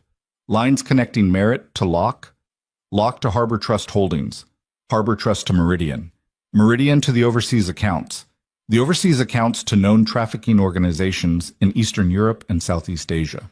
By 7 a.m., she has something Lucian can use, something federal investigators can use. A roadmap showing exactly how the entire operation works, who profits, who participates, who knows. She sends it to the encrypted email address Lucien gave her. Subject line, full network structure. 30 minutes later, her phone rings. "Did you sleep at all?" Lucien asks. "No." "This is incredible. This is exactly what we needed. Where did you even find some of this information?" Cross-reference the shipping manifests with international customs databases. Matched arrival dates to known trafficking routes. Found patterns. Followed the money backward from Locke's accounts to the source. It's all there. Every connection. Every participant. This changes the timeline. This moves everything up. If we can hand this to federal investigators, they can move in weeks instead of months. How many weeks? 3. Maybe 4. I need to make some calls, set up meetings. But Tova, this is it. This is the evidence that breaks everything open. She should feel relieved, should feel proud. She just feels tired. "Good," she says. "Then let's finish it." She hangs up, sits in the kitchen drinking cold coffee, thinks about the dream, about her grandmother's accusation, about whether hiding and building cases and waiting for federal investigators is actually fighting back or just a different kind of surrender. Outside, Baltimore wakes up, traffic builds, people head to work. Normal Tuesday in a normal city. But inside her grandmother's buildings, 18 people are waiting, and Tova's inheritance is still being used as a weapon. The question is, how long until she stops letting that happen? 2 days later, everything changes. Lucien calls at midnight. She's awake. Always awake lately. Sleep feels like wasted time. "Something's wrong," he says. No preamble, just facts. "The Federal Hill property, the surveillance team isn't responding." What does that mean? It means they're supposed to check in every 2 hours. They haven't checked in for 4 hours. Either their equipment failed or something happened to them. Roman and I are heading there now. Stay put, lock the doors, don't open them for anyone. "I'm coming with you." "No." "Those are my buildings. My responsibility. I'm coming. Tova, you can argue or you can pick me up. Either way I'm going, but if you don't pick me up, I'm calling a cab. And a cab showing up at this safe house probably isn't great for operational security. Silence. Then, God damn it. Fine. Roman's 5 minutes out, but you stay in the car. You don't get out. You don't approach. You just observe. Understood? Understood. 5 minutes later, Roman's there, silent and grim. They drive toward Federal Hill fast, too fast, running red lights, weaving through sparse midnight traffic. Lucien is already there when they arrive, standing near his own vehicle, dark sedan, talking to someone on his phone. He sees them pull up, walks over. Surveillance team is dead, he says flatly. Both of them, shot, execution style, inside their van half a block down. Tova's stomach drops. When? Within the last hour. Bodies are still warm. Whoever did this knew they were there, knew exactly where to find them. The people inside the building, gone. Building's empty. Cleaned out. No evidence, no computers, no files, nothing. Like it was never used for anything except storage. Someone tipped them off. Yes. Someone inside our operation. Someone who knew about the surveillance, knew about the investigation, and told Merritt, you have a leak. I have a traitor. Lucian's voice is cold, controlled, deadly. And when I find them, they're going to wish they'd never been born. But right now, that doesn't matter. What matters is that 4 people who are being held inside that building are gone, either moved or killed. Either way, gone. And somewhere, Merritt is cleaning up loose ends, which means he knows Tova is coming for him, knows she's building a case, knows she's not just hiding, she's fighting back. And now he's eliminating evidence, starting with the people who could testify against him. Tova looks at the empty building, her grandmother's building, the one she played near as a child, now scrubbed clean, sanitized, evidence destroyed. This is my fault, she whispers. No, this is the fault of whoever sold us out.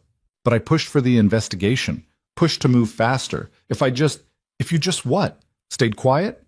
Let them keep operating? Those people would still be prisoners, still be suffering.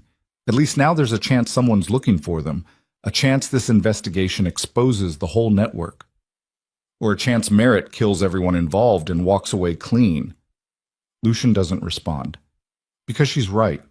They both know she's right. We need to move faster, Tova says. Need to go public now, before he destroys everything. We're not ready. Emily's testimony isn't enough without corroborating evidence. And now our surveillance is compromised. Our investigation is compromised. We don't know who we can trust. So what do? Lucien looks at her. Really looks at her. And for the first time since she met him, she sees something that might be doubt. We adapt, he says finally. We change strategies. We stop playing defense and start playing offense. But first we find the leak, find who sold us out.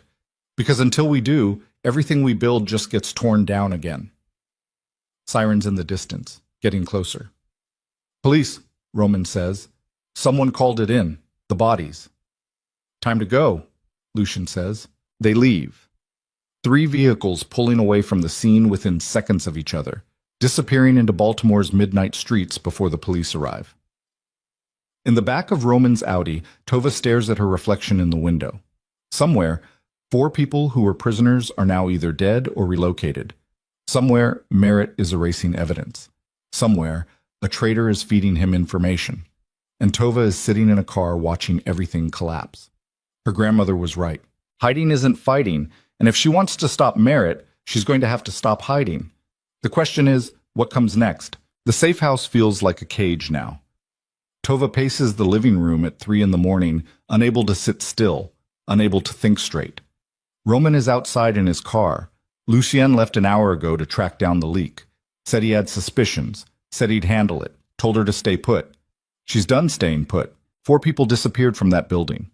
4 people she could have saved if she'd moved faster, if she'd pushed harder, if she'd done something other than hide behind spreadsheets and encrypted laptops. Her phone buzzes. Lucian. We found him, he says. Voice flat. Dead. The leak. Who? One of my investigators.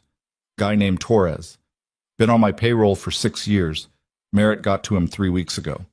Offered him $200,000 to feed information. Torres took it. Where is he now? Somewhere he can't hurt anyone anymore. But the damage is done. Torres told Merritt about the surveillance, about Emily Holt, about the network map you built, about everything. Tova's blood goes cold.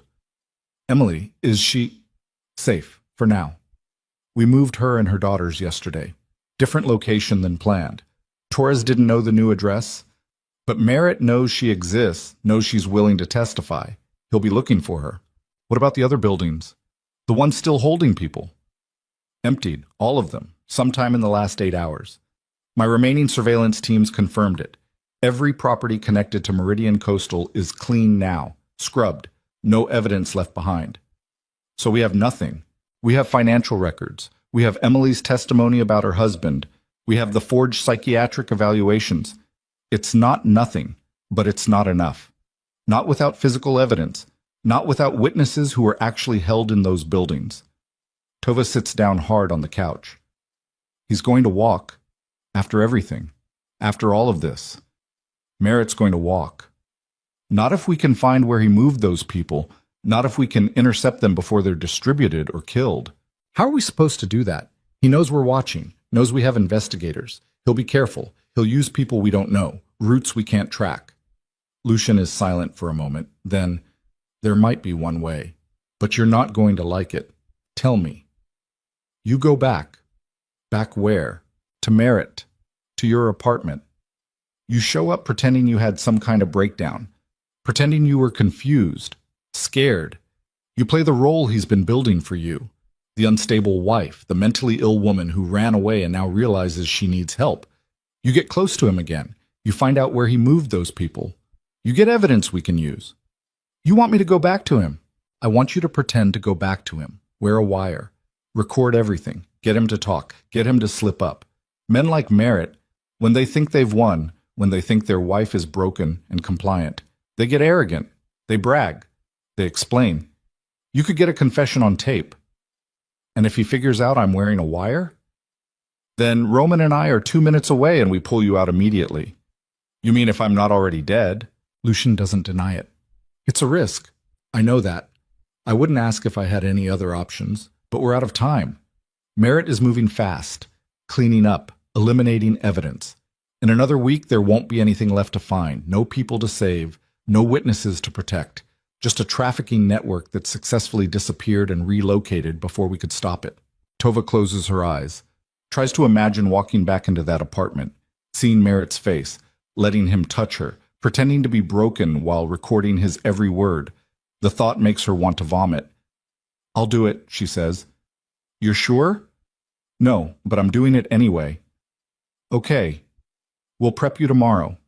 Get you a wire. Rehearse what to say, how to act. This has to be perfect. One wrong word and he'll know. I know. Tova. His voice softens slightly. Just slightly. You don't have to do this. We can find another way. There is no other way. We both know that. This is it. This is the only chance we have. Then we make it count. He hangs up. Tova sits in the dark, thinking about tomorrow. About walking into that apartment. About seeing Merritt again. About pretending the last 2 weeks never happened. About becoming the broken woman he always wanted her to be. Morning comes too fast. Roman picks her up at 9. Takes her to a different location this time. Not the warehouse. Some kind of office building downtown. They take a service elevator to the 8th floor. Empty office space. Windows overlooking the harbor. Lucienne is there with 2 other people. A woman in her 50s with sharp eyes and sharper suit. A younger man with equipment cases spread across a folding table. This is Agent Morrison, Lucienne says, gesturing to the woman. FBI. She's been consulting on the case, helping coordinate the federal investigation. And that's Danny. He handles technical surveillance. Morrison extends a hand. Tova shakes it. The agent's grip is firm, assessing. I've reviewed your evidence, Morrison says. Financial records, shipping manifests, network map. It's solid work. But without corroborating testimony from actual victims or physical evidence from the properties, it's circumstantial. Defense attorneys would tear it apart. Claim the money came from legitimate business. Claim the shipping discrepancies were errors. Claim your husband was just a property manager doing his job. So you need a confession. I need something concrete, either a recording of your husband admitting to trafficking or evidence showing current location of victims, preferably both. Danny waves Tova over to the table. Let's get you fitted. The wire is smaller than she expected, barely the size of a quarter. He tapes it between her breasts, right over her sternum, runs a thin cable down to a transmitter pack that fits against the small of her back, everything hidden beneath her clothes. Invisible. It's voice-activated, Danny explains. Transmits to a receiver we'll have in a van outside your building. Range is about 200 yards. Battery lasts 8 hours. If you need to signal distress, press the transmitter pack twice quickly. That sends an alert, and we come in immediately. What if he searches me, pats me down? Then you're compromised. Hit the distress signal, and we extract you. But if you play the broken wife returning home, if you sell the performance, he shouldn't have reason to search you. He'll be too busy feeling victorious. Morrison hands her a folder. This is your story. Memorize it. You had a breakdown, been sleeping in your car, scared, confused, realized you need help, realized running was a mistake. You're sorry. You want to come home. You'll sign whatever papers he wants. You'll take whatever medications he prescribes. You're done fighting. You just want everything to stop. Tova reads the script. It's humiliating. Every word designed to make her sound weak, unstable, exactly what Merritt has been claiming. I can't say this, she says. Can't play this role. Yes, you can, Lucian says, because you've been playing it for 3 years. You know how to be what he wants. You know what words make him feel powerful. You use those words. You give him exactly what he thinks he's been waiting for. And when he asks where I've been, what I've been doing. Vague answers. You don't remember clearly. You were confused, scared, stayed at motels, slept in parking lots. Nowhere specific. Nothing he can verify or disprove. He won't believe me. He'll want to believe you. That's the difference. He's been looking for you for 2 weeks, filed reports, made himself look like the concerned husband. If you show up broken and apologetic, it confirms everything he's been saying, validates his narrative. He'll want that validation more than he'll want to question it. Morrison checks her watch. We need to move. Every hour we wait is an hour Merritt has to relocate those people further out of reach. Tova nods, tries to steady her breathing. This is happening, actually happening. Roman drives her to within a block of the apartment, parks, turns around in his seat. You don't have to do this, he says. First words he's spoken all morning. Everyone keeps saying that. Because it's true. There are other ways. Name one. He can't. They both know he can't. When you're ready, he says. She gets out of the car. Walks the block to her apartment building. Every step feels like wading through concrete. Her heart is hammering so hard she's worried the wire will pick up nothing but her pulse. The building looks the same. Same cracked sidewalk. Same dying plants in the lobby. Same elevator that squeals on the way up to the 3rd floor. She stands outside the apartment door. Apartment 3B. Her home for 3 years. Her prison. She knocks. Footsteps inside. The door opens. Merritt stands there. He's lost weight, looks exhausted, hair unwashed, wearing the same shirt he was wearing 2 weeks ago when she left. For a second, just a second, he looks genuinely shocked. Tova? Hi. Her voice cracks perfectly. Not on purpose. Genuine fear does that. Can I come in? He steps aside. She walks in. The apartment smells stale. Dishes piled in the sink, empty takeout containers on the coffee table. He's been living like a bachelor, or like someone whose life fell apart. Where the hell have you been? He's not yelling, not yet, just confused, stunned. I don't know. I mean, I remember some of it. Motels, parking lots. I was scared. I was confused. I thought you were trying to hurt me. Hurt you? Jesus, Tova. I've been out of my mind. I filed police reports. I called hospitals. I thought you were dead. I'm sorry. I'm so sorry. I wasn't thinking straight. I panicked. He's studying her, looking for signs of deception, looking for anything that seems off. She lets tears fall. Not hard to do. The fear is real. The exhaustion is real. The horror of being back here is real. She just redirects it, uses it. I need help, she whispers. I know that now. I need the help you've been trying to give me, the doctors, the treatment. I'll sign whatever papers you want. I'll do whatever you think is best. I can't do this anymore. Can't keep running. Can't keep being so scared all the time. Something shifts in his expression. The suspicion softens. Not much, but enough. You're really sorry, he says. Not a question. A statement he wants confirmed. I'm really sorry. He pulls her into a hug. She forces herself not to flinch, forces herself to lean into it, to let him hold her. His cologne smells the same. His grip feels the same. Like ownership pretending to be affection. It's okay, he murmurs into her hair. You're home now. We'll fix this. We'll get you the help you need. She nods against his chest. Hopes the wire is picking all this up. Hopes Roman and Morrison are hearing every word. Merritt pulls back, looks at her face, wipes away her tears with his thumb. You look terrible. When's the last time you ate? I don't remember. Sit down. I'll make you something. Then we need to talk, really talk, about what happens next. She sits on the couch, the same couch where she used to hide from him, where she'd pretend to sleep so he wouldn't want sex, where she'd count the stains in the ceiling while he talked about his day and she planned escape routes she'd never use. Now she's using one. Merritt makes eggs, overcooked again, brings them to her with toast. She eats mechanically, barely tastes anything. He sits across from her in the armchair, watching, calculating. So where were you really? He asks. I told you, motels, my car. I don't remember all of it clearly. You were gone 2 weeks. That's a long time to not remember. I know. I think maybe I was having some kind of episode, like the doctor said, like the evaluations showed. His eyes narrow slightly. You read the evaluations? Careful, very careful. You showed them to me, remember? Before I left. You said I needed to see them, needed to understand how sick I was.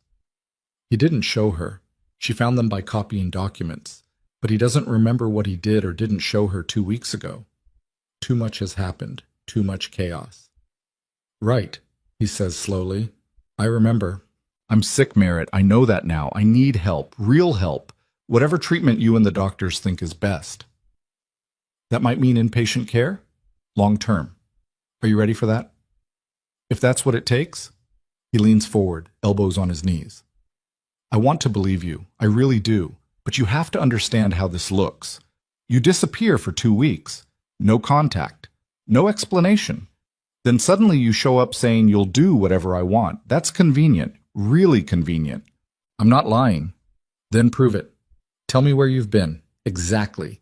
Day by day. She can't. The story Morrison gave her is deliberately vague because specific lies are easy to disprove, but Merritt is pushing, testing, looking for cracks. I told you, I don't remember everything clearly. Bullshit. He stands, starts pacing. You remember. You're just not telling me. Where were you, Tova? Who were you with? Nobody. I was alone. Alone for 2 weeks. Living in your car. And nobody saw you. Nobody called the police about a woman sleeping in parking lots? Nobody tried to help you? I moved around, different places. I kept to myself. What places? What? Places. Each word bitten off, angry now. Annapolis, maybe. Or, I think I went to Delaware for a few days. I'm not sure. He stops pacing, stares at her. You think you went to Delaware. I wasn't keeping track. You weren't keeping track. He laughs. Harsh. Bitter. You know what I think? I think you're lying. I think someone got to you. Someone convinced you to run, to hide, to build some kind of case against me. Her pulse spikes. The wire is recording this. All of it. Him accusing her of exactly what she's doing. Nobody got to me, she says. I was alone. I was scared, that's all. Then you won't mind if I search you. The world stops. What? You heard me? You say you were alone. You say nobody helped you. Prove it. Let me search you. Check your phone. Check your clothes. Make sure you're not recording this conversation. Why would I be recording? Because that's what someone would do if they were trying to trap me. If they were working with police or feds or whoever the hell you've been talking to. He crosses the room, grabs her arm, the same wrist, the one that's finally healed. Stand up. She stands. Has no choice. He starts patting her down. Sides, arms, legs, professional, methodical. Like he's done this before. His hand moves to her back, finds the transmitter pack. He goes very still. What's this? I don't know what... He yanks her shirt up, sees the wire taped to her skin, the cable, the transmitter. For 3 seconds, nobody moves. Then he rips the wire off. She gasps. The tape tears skin. He throws the equipment across the room. It shatters against the wall. You stupid bitch, he says quietly. You stupid, stupid bitch. Merritt. His hand closes around her throat. She claws at his grip. Can't breathe. Can't scream. The distress signal. She never pressed it. The wire is destroyed. Roman can't hear her. Nobody can hear her. Merritt's face is inches from hers. Who are you working with? Who's helping you? She can't answer. Can't get air. Her vision is starting to gray at the edges. He releases her. She collapses to the floor, gasping. Tell me, he says. Tell me right now, or I swear I will kill you where you sit. Lucian Vane, she chokes out. No point lying now. I went to Lucian Vane. Merritt goes pale. You went to Vane. You went to a crime boss. Are you insane? You were going to have me institutionalized. You stole my grandmother's properties. You're running a trafficking network through her buildings. What choice did I have? You had the choice to be a good wife, to trust me, to sign the papers and let me handle everything. But you couldn't do that. You had to dig, had to question, had to ruin everything. He's pacing again, running hands through his hair, thinking, calculating. How much does Vane know? Everything. The shell companies, the trafficking, Councilman Locke, the forged psychiatric evaluations, Dr. Holt's murder, all of it. Holt's death was an accident. No, it wasn't. You killed him, or had him killed, because he was going to expose you. Merritt stops, looks at her, and slowly, horribly, he smiles. You really think you're clever, think you figured it all out, but you're missing the biggest piece, the piece that makes all of this irrelevant. What piece? Vane isn't helping you out of the goodness of his heart. He's using you, using your properties, using your inheritance, because those buildings, the ones running trafficking operations, Vane owns the network. Not me, not Locke. Vane. The words don't make sense, can't make sense. You're lying. Am I? Who do you think supplied the contacts overseas? Who do you think provided the shipping routes? Who do you think has the connections to move people through a harbor without customs interference? He's enjoying this, enjoying watching her world collapse. I'm middle management. Locke is political cover, but Vane runs the whole operation, always has. And you walked right into his office and handed him every piece of evidence he needed to eliminate his competition and take over completely. No, that's not... He's helping me. He's building a case. He's building an empire, using you as the weapon to take down Locke. Take down me. Remove everyone else involved so he controls the entire network. Merritt crouches down, eye level with her. You think you're the hero in this story, but you're just a useful idiot. A pawn he's been playing from the moment you spilled coffee on him. She's shaking her head. Can't process this. Can't accept it. Emily Holt, the flash drive, the testimony, all things Vane arranged. You think it's coincidence that his investigator found her? That she suddenly had evidence right when you needed it? He's been feeding you exactly what you need to hear, exactly what you need to see, leading you step by step toward destroying his competition while thinking you're getting revenge. You're lying. You're saying this to make me doubt him, to make me come back to you. I'm saying this because it's true. And because in about 10 minutes, the people Vane sent to clean up this mess are going to arrive. They're going to kill me. Kill you. Make it look like a murder-suicide. Devoted husband finally snaps after his mentally ill wife returns. Tragic story. Neat ending. And every piece of evidence you built against me becomes evidence against a dead man who can't defend himself. Tova stands, backs away from him. You're insane. Am I? Then call Vane right now. Ask him. Ask him directly if he's been running the trafficking operation this whole time. See what he says. She pulls out her phone. The encrypted one Roman gave her. Dials Lucian. It rings and rings and rings, voicemail. She tries Roman's number, same thing, no answer. They're not coming, Merritt says. They got what they needed from you. The network map showing all of Locke's connections. Emily Holt's testimony against me. Your financial records documenting everything. Now you're a liability. Evidence to be eliminated. No, that's not... The apartment door explodes inward. 3 men rush in. Not police, not FBI. Professional. Armed. Moving with military precision. Tova recognizes the one in front. Roman. He's pointing a gun at Merritt's head. Down on the floor, Roman orders. Hands behind your head. Merritt complies. Smiling. Still smiling. Roman zip ties his wrists. One of the other men secures the apartment. The third positions himself by the door. You okay? Roman asks Tova. She can't answer, can't speak, just stares at him. The wire got damaged, Roman continues. We heard it cut out. Came in immediately. What happened? He found it, she manages. He knows.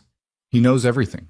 That's fine. Doesn't matter now. We have him. Caught him assaulting you on the recording before it cut out. That's enough for an arrest. Enough to get him talking once we have him in custody. Merritt laughs. Actually laughs. You really don't know, do you? Don't know who you're working for. Shut up, Roman says. Ask him, Tova. Ask Roman who really runs the trafficking network. Ask him who supplies the shipping routes. Ask him who pays his salary. Roman's expression doesn't change, doesn't flinch. We're leaving. All of us. Now. They haul Merritt to his feet, start moving toward the door. And Tova sees it, the way Roman moves, the way the other 2 men defer to him, the way nobody's called for backup, for police, for FBI. Roman. Her voice is steady now, cold. Where are we going? Secure location. We need to debrief, figure out next steps.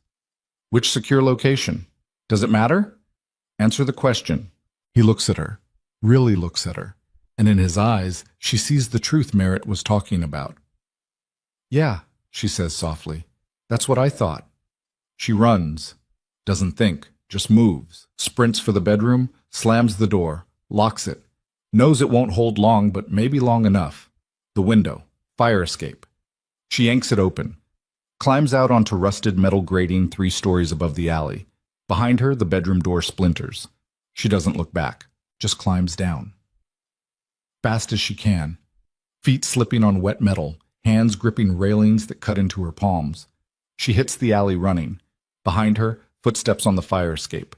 Roman shouting something, orders to the other men.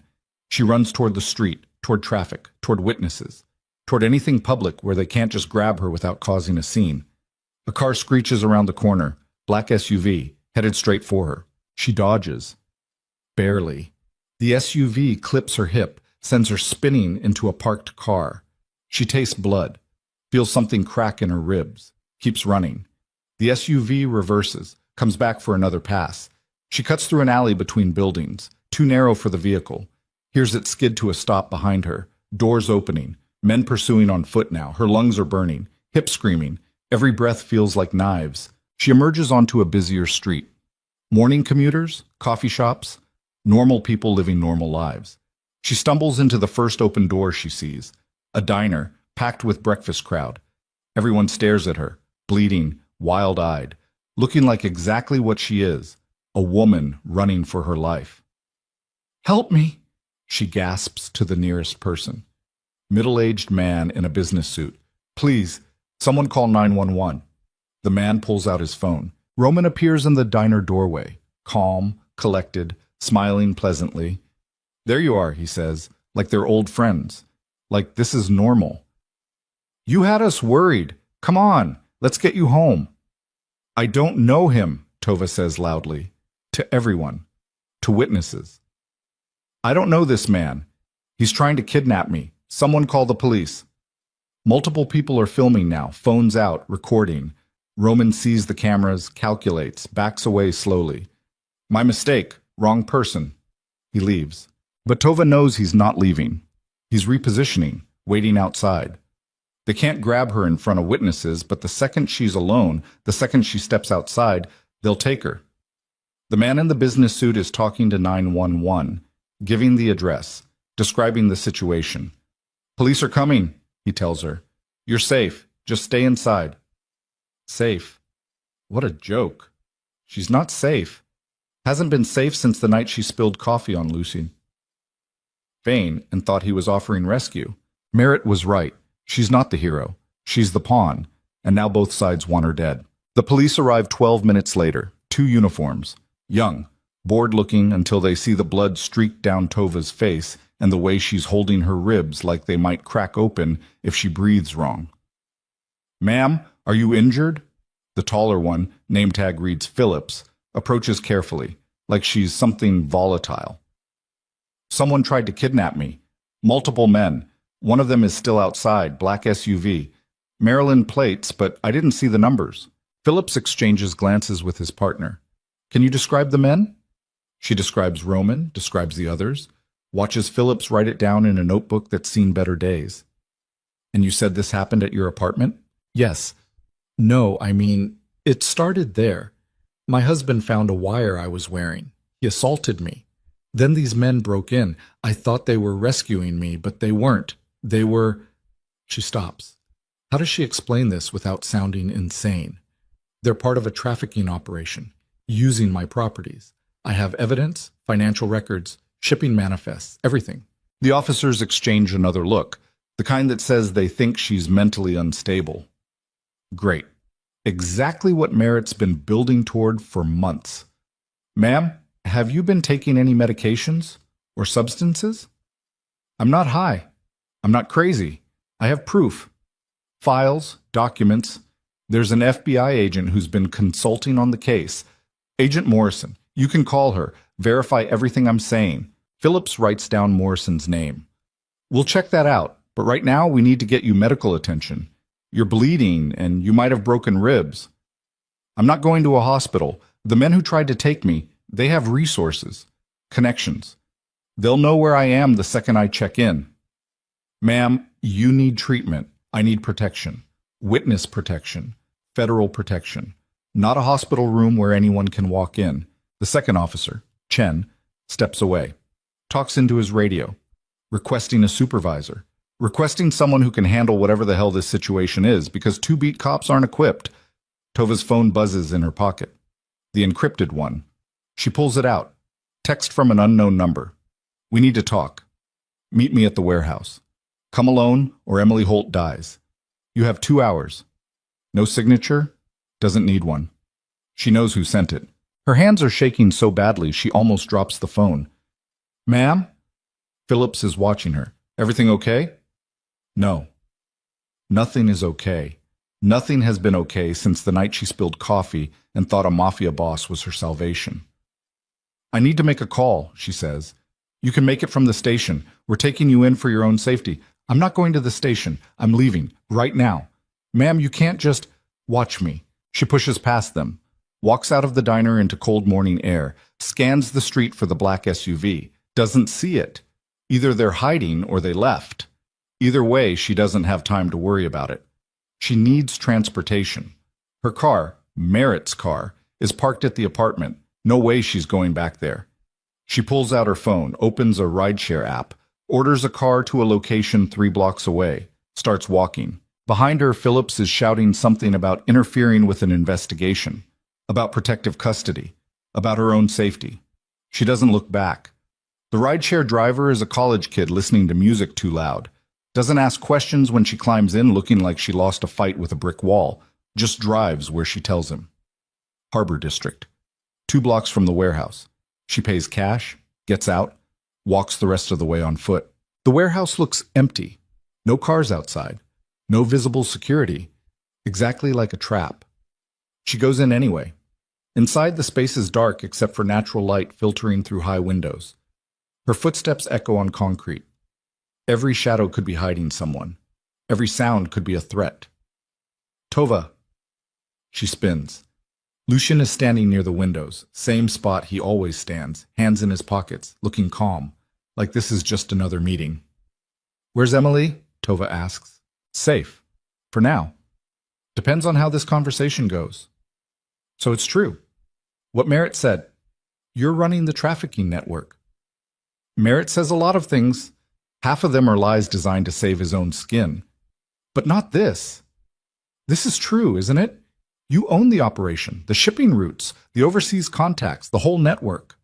Lucian doesn't deny it, doesn't confirm it, just watches her with those pale gray eyes that see too much. Why? Her voice breaks. Why help me if you're the one I should be running from? Because Merritt and Locke were becoming liabilities, getting sloppy, drawing attention, running operations through properties they didn't fully control, using doctors who kept records, making mistakes that would eventually expose the entire network. I needed them removed, and you gave me the perfect weapon to do it. So you used me. Yes. The word hits like a physical blow. No apology, no softening, just yes. The surveillance team that got killed, that was you. No, that was actually Merritt's people. He panicked when he found out about the investigation, started eliminating evidence. The team was collateral damage. And Torres, your investigator who leaked information, was feeding Merritt exactly what I wanted him to know. Controlled information, leading him to empty the buildings, scramble his operation, make mistakes I could exploit. Emily Holt, the flash drive. Was any of that real? All of it. Her husband really did create forged evaluations, really did die in a suspicious accident. The flash drive is legitimate evidence. I just made sure it found its way to you at exactly the right time. Tova laughs, harsh, bitter. And I believed every word, every piece of evidence, every promise you made about helping me get free. You are free. Merritt will be arrested. Locke will be exposed. The forged psychiatric evaluations will be entered into evidence showing you were a victim. You'll get your properties back. Everything I promised. Except you'll control them through me, through a partnership, legitimate business, development projects, harbor revitalization, very legal, very profitable. And the trafficking? Moves to different locations, different routes, more secure, better managed. You never have to see it, never have to know about it. You just collect rent and live your life. While people suffer, people were already suffering, will continue suffering regardless of what you or I do. At least my operation is efficient, professional, fewer casualties, better conditions during transport. I'm not the villain you want me to be, Tova. I'm just the villain you're stuck with. She's shaking, not from fear anymore, from rage. Pure incandescent rage that's been building for 3 years and finally has a target. Where's Roman? She asks. Handling Merritt, making sure he doesn't say anything inconvenient before the police process him. You mean killing him? I mean ensuring he understands his options. Prison with a commuted sentence if he cooperates, or a cell where accidents happen, his choice. And me? What are my options? You work with me. We continue as planned. I dismantle Locke's political career. You testify against Merritt. The trafficking investigation focuses on them as the masterminds. I stay in the background, invisible. You get justice. I get control. Everyone wins. Except the people in your operation. They're not your responsibility. Yes, they are. They're being trafficked through my grandmother's buildings. That makes them my responsibility. Your grandmother's buildings are gone. Emptied. Cleaned. No evidence they were ever used for anything except legitimate storage and import business. Even if you went to the FBI right now and told them everything, even if they believed you, there's nothing to find. No witnesses. No victims currently being held. No physical evidence. Just your word against mine. I have the financial records, the network map I built, which show connections to Merritt and Locke. Not to me. I'm very careful about paper trails. Emily Holt will testify. About her husband being coerced by Merritt, not by me. I've never met her, never spoken to her. My investigator found her, questioned her, brought me information, all very removed, very deniable. He's thought of everything, every angle, every possible exposure. He's been playing this game for years while she's been playing for weeks. So I have nothing, she says. You have your freedom, your properties, your life. That's not nothing. It's not enough. Then what is enough? Revenge? Justice? Those are fairy tales, Tova. The world doesn't work that way. Powerful people do terrible things and walk away clean. That's reality. You can accept it and salvage what you can, or you can fight it and lose everything, including your life. She thinks about that, about the choices in front of her. Work with Lucienne and let the trafficking continue under new management. or fight him and probably die in the process. Not much of a choice. But then she thinks about the 6 people who were in that Federal Hill building, the 4 who were relocated, the 8 in the basement near the harbor. 18 people minimum, and those are just the ones she knows about. How many others? How many over the years? How many in the future if she walks away? I can't, she says. I can't just let this continue. Then what are you going to do? Go to the police? They'll dismiss you as a traumatized woman with a history of mental health issues. Go to the FBI? They'll investigate merit and Locke based on your evidence and thank you for your cooperation.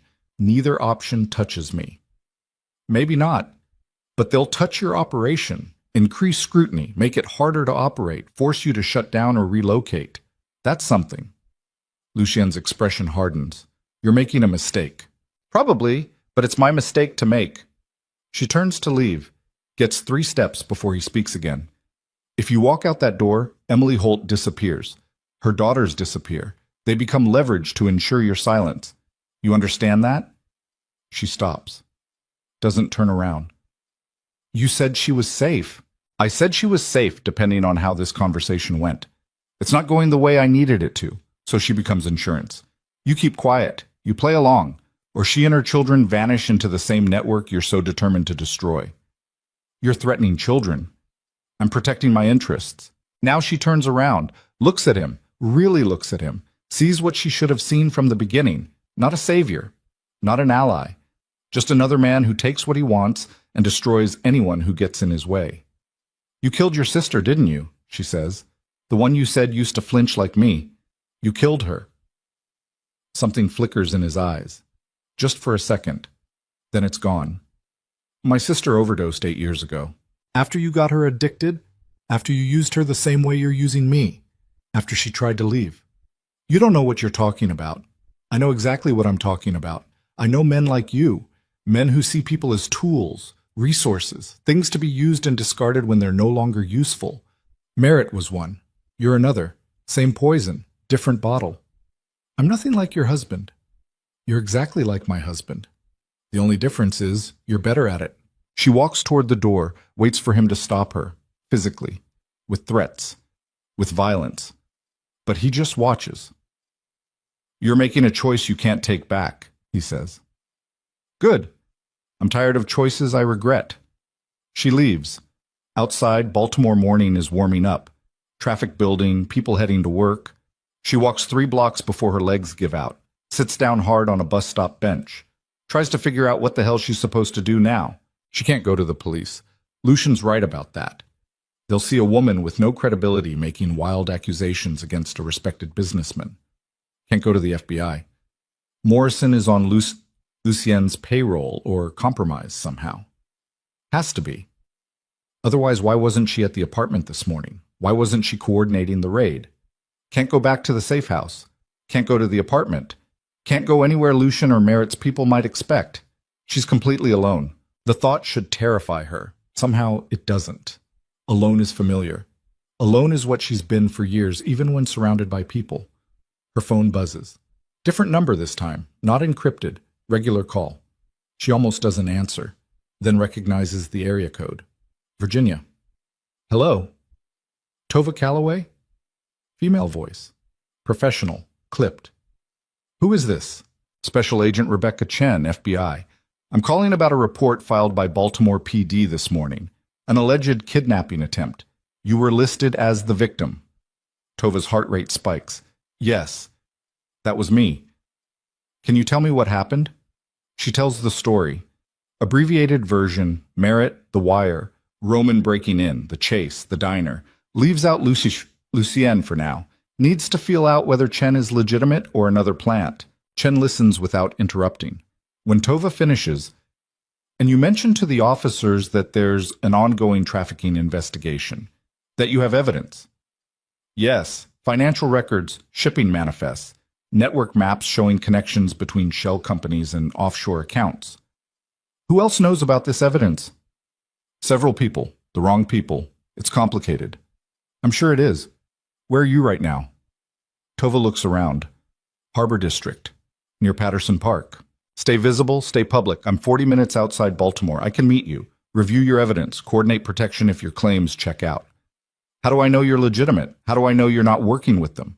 You don't, but right now I'm your best option. You can meet me and take the chance I'm real, or you can keep running until someone catches up with you. Your call. Fair enough. Where do you want to meet? Police headquarters, downtown, public, secure, plenty of witnesses. I'll meet you in the lobby in 1 hour. Chen hangs up. Tova sits there holding her phone. This could be another trap, another manipulation, another person using her for their own agenda. Or it could be legitimate help. Only one way to find out. She stands, starts walking toward downtown. Her ribs are screaming. Her hip is swelling where the SUV clipped her. Every step hurts, but she keeps moving. Takes her 45 minutes on foot. She arrives at police headquarters 10 minutes early. The building is modern, glass and steel, security checkpoints, cameras everywhere. Exactly the kind of place where someone can't just grab her without consequences. She waits in the lobby, watches people come and go. Officers, civilians, lawyers. The machinery of justice grinding forward like it always does. Slow, imperfect, but present. A woman approaches. Asian, early 40s, wearing a dark suit and FBI credentials on a lanyard. Tova Calloway. Yes. Special Agent Chen, let's find somewhere quiet to talk. Chen leads her to an interview room on the second floor. Small, sparse. Table and chairs, recording equipment. The kind of room designed for extracting truth. Chen sits, gestures for Tova to do the same. Before we start, I need to see the evidence you mentioned. Financial records, shipping manifests, network maps. Tova pulls out her phone, pulls up the encrypted files, hands the phone across the table. Chen studies the screen, scrolls through documents. Her expression doesn't change, but something about her posture shifts, becomes more focused, more intense. This is substantial, Chen says finally. Very substantial. Where did you get this? I compiled it, using documents my husband had me sign, documents I copied before leaving, shipping records I accessed through accounts connected to my grandmother's properties. And these properties, they're currently being used for trafficking operations? They were, until recently. The operation got tipped off. They emptied the buildings, relocated the victims, cleaned up evidence. Who tipped them off? Here's where it gets complicated, where Tova has to decide how much to reveal. Lucian's involvement, his control, his threats. There's a man, she says carefully. Lucien Vane. He runs the network. Not my husband, not Councilman Locke. They're middle management, fronts. But Vane controls everything. The shipping routes, the overseas contacts, the distribution networks. Everything. Chen's expression shifts. Subtle, barely perceptible, but present. Lucien Vane, you're certain about this? Yes. He told me himself. This morning, after I figured out what was happening. And he just let you walk away? He thinks I can't touch him, thinks I don't have evidence connecting him directly to the operation. He's probably right. Everything I have points to my husband and Locke. Vane's been very careful about staying removed. Chen sets the phone down, leans back in her chair. Here's what I'm going to tell you, and you're not going to like it. Lucien Vane has been under federal investigation for 6 years. Organized crime, racketeering, money laundering. We've been trying to build a case that sticks. Every time we get close, witnesses disappear. Evidence vanishes. Prosecutors get cold feet. He has resources, connections, people in places we don't expect. Like the FBI? I can't comment on ongoing internal investigations, but let's just say not everyone in federal law enforcement is as clean as they should be. So what are you saying, that you can't touch him either? I'm saying touching him requires perfect evidence, airtight testimony, witnesses who don't disappear before trial, and even then it's not guaranteed, but what you have here, she taps the phone. This is the most comprehensive documentation of his operation I've seen. Combined with testimony from you and potentially others, this could be enough. Potentially. Nothing's certain, but it's the best shot we've had in years. Tova wants to believe her, wants to trust that someone in authority actually gives a damn about stopping this, but trust has burned her too many times. What do you need from me? She asks. Everything. Full statement. Every interaction with Vane, every piece of evidence you have. Names of everyone involved. I'll need you in protective custody, real protective custody, not whatever half measure you've been working with, federal location, secure, 24-hour surveillance. And Emily Holt, her daughters, Vane threatened them, said they'd disappear if I didn't cooperate. We'll move them immediately, put them under protection. If Vane makes any move against them, that's witness intimidation, obstruction, federal charges we can actually make stick. What about Merritt, my husband? He's in custody right now. Or he was. Roman, one of Vane's people, was dealing with him. Chen's expression darkens. Define dealing with. Making sure he doesn't say anything inconvenient, either through threats or through killing him. I don't know which. Chen pulls out her phone, makes a call. This is Chen. I need a status check on a suspect in Baltimore PD custody. Merritt Calloway. Yes, I'll wait. Pause. Her jaw tightens. When? Another pause. Understood. Send me the details. She hangs up, looks at Tova. Your husband was released 2 hours ago. No charges filed. Arresting officers claim there was insufficient evidence to hold him. That's impossible. They caught him assaulting me on recording before the wire cut out. Recording was corrupted. File wouldn't open. Technical malfunction. Very convenient. Vane got to them, got to the officers, or their supervisors. Made it go away. Probably. Which means your husband is out there right now. And if Vane wants loose ends tied up, he'll kill him, make it look like suicide or accident. One less witness to worry about. Chen stands. We need to move, now. Get you somewhere secure before either Vane or your husband decides you're too much of a liability. I'm already too much of a liability. That's why I'm still alive. He can't kill me without drawing more attention. But if I go into protective custody, if I officially cooperate with FBI, then I become a different kind of threat. So what are you suggesting? I'm suggesting you let me be bait. Let Vane think I'm still out here, unprotected, vulnerable. He'll make a move. And when he does, you're there to catch him. That's insane. That's using you as a target. I've been a target since the night I spilled coffee on him. At least this way it's on my terms. Controlled, with backup.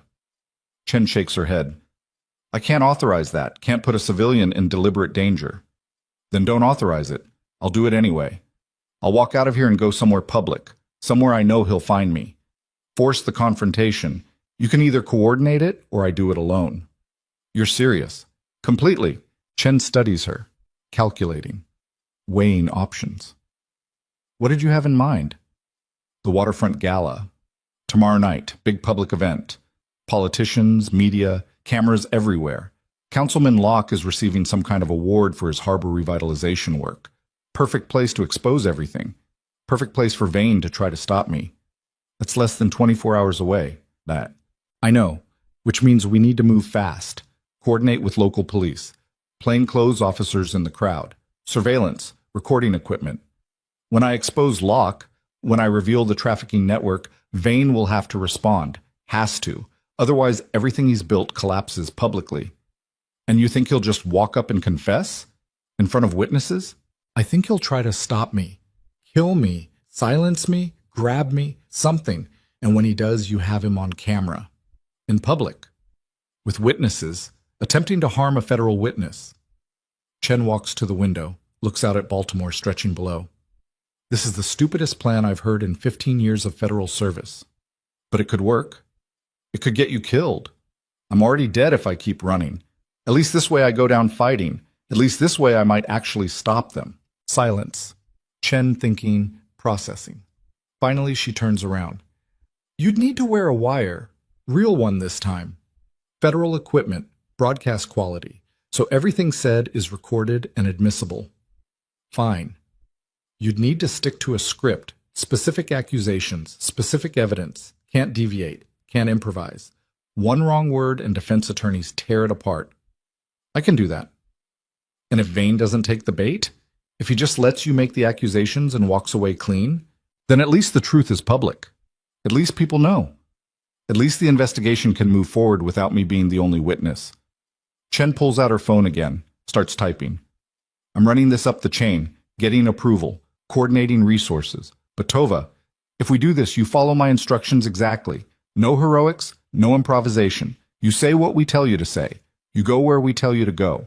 And when I give the extraction signal, you move immediately. Understood? Understood. And one more thing. If this goes wrong, if Vane gets to you before we can stop him, you're not just risking your life, you're risking Emily Holt's life, her daughter's lives, everyone connected to this investigation. You comfortable with that? Is she?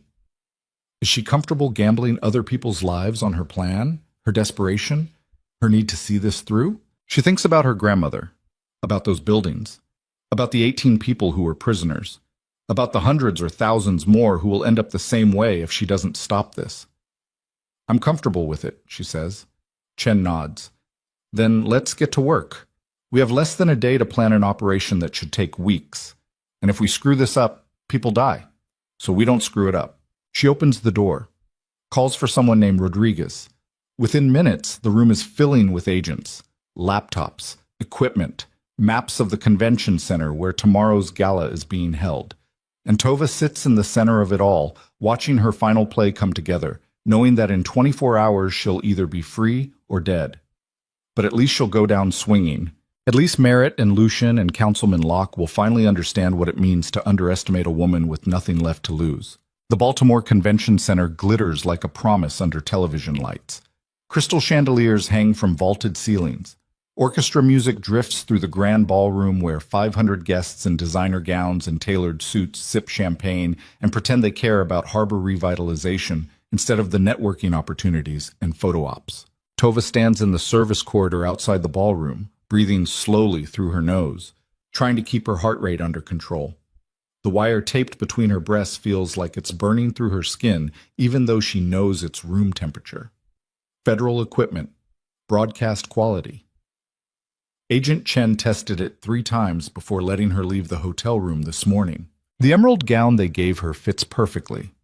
Borrowed from evidence lockup, seized from some white-collar criminal's wife during an asset forfeiture.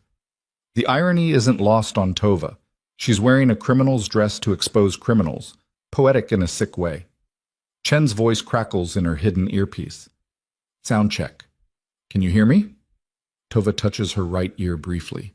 The signal for yes. Good. We have 15 agents positioned throughout the ballroom. Plain clothes, 6 more on perimeter exits. SWAT teams staged 2 blocks away if this goes sideways. You remember the script? Another ear touch. And you remember the extraction signal? 2 sharp whistles. You hear that? You move to the east exit immediately. Don't stop. Don't look back. Rodriguez will intercept you and get you out. Ear touch. Okay, Locke takes the stage in 8 minutes for his acceptance speech. That's your window. Wait until he's mid-speech. Maximum cameras, maximum witnesses. Then you walk up those side steps to the stage. We've cleared it with event security. You're listed as a surprise presenter. Nobody will stop you. This is insane. Completely insane. Walking onto a stage in front of 500 people in Baltimore's entire media establishment to accuse a city councilman of running a trafficking network, while the man who actually runs it watches from somewhere in that crowd, waiting, planning, ready to silence her permanently. But it's the only place she has left. She checks her reflection in a maintenance closet mirror. The bruises on her face have been covered with makeup. Professional work. You'd never know she got clipped by an SUV yesterday. Never know her ribs are wrapped tight enough to make breathing difficult.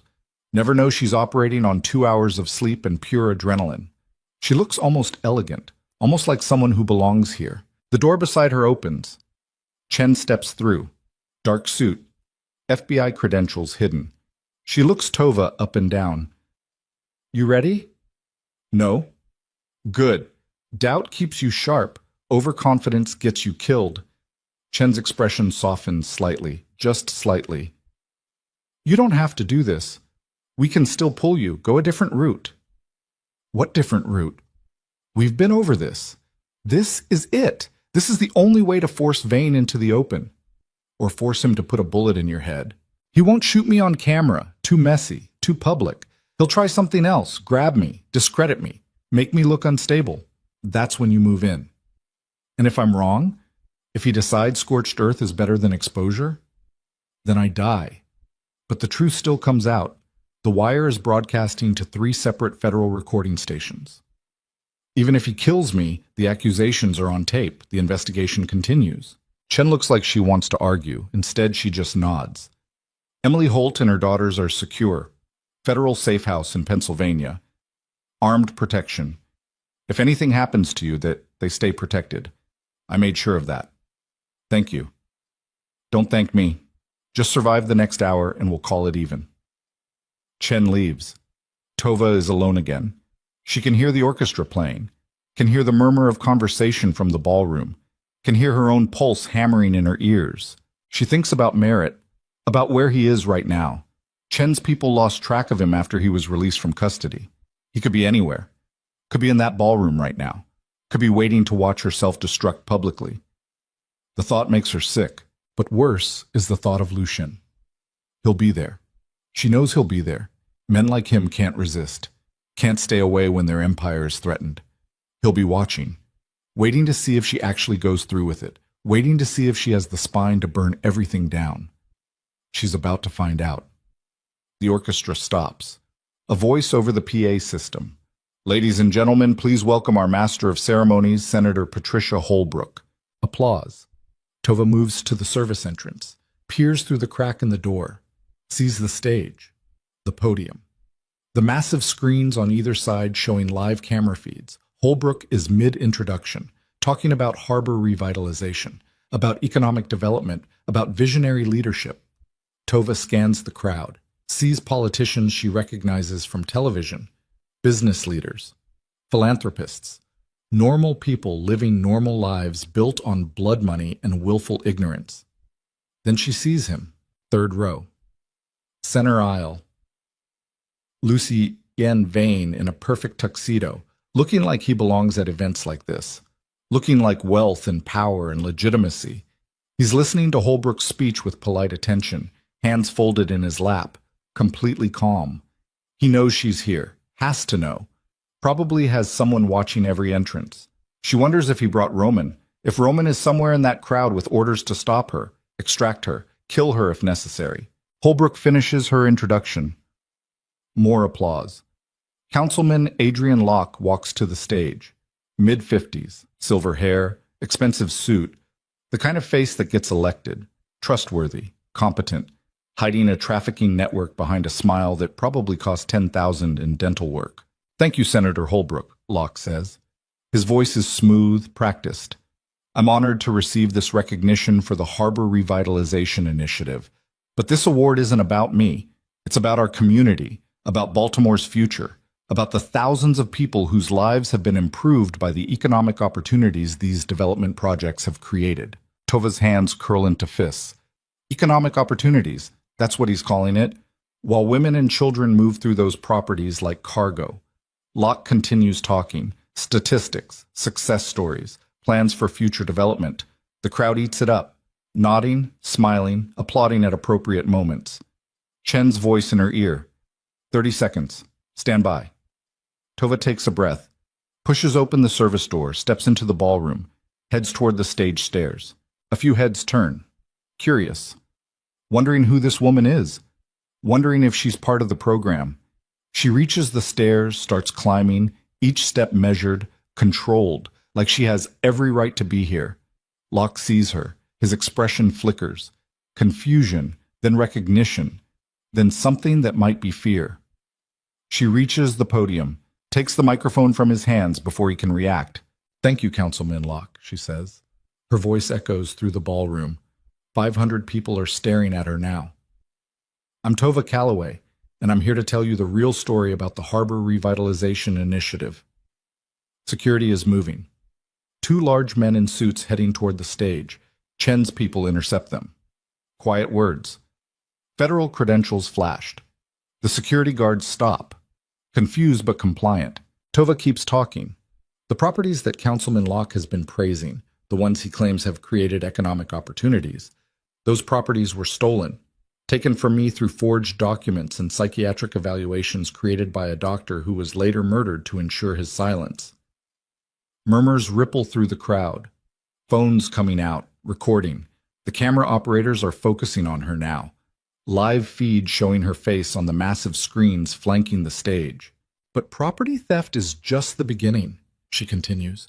Those buildings aren't being used for legitimate business. They're being used as processing stations, transit points, for a human trafficking network that's been operating through Baltimore's harbor for years. The murmurs become shouts. People standing, cameras flashing. Locke is backing away from her, face pale, trying to disappear into the wings. Councilman Locke has been using his position to provide political cover for this operation, using development projects and revitalization initiatives to hide what's really happening. Women and children being moved through these properties, held against their will, sold into servitude. She pulls out her phone, holds it up. The screens behind her switch to showing what's on her screen. Financial records, shipping manifests, the network map showing connections between shell companies and offshore accounts. This is the evidence. Bank statements showing illegal deposits, shipping records showing cargo that doesn't match declared contents, corporate structures designed specifically to hide the flow of money and human beings. The ballroom is chaos now. Reporters shouting questions, politicians trying to leave, security attempting to restore order.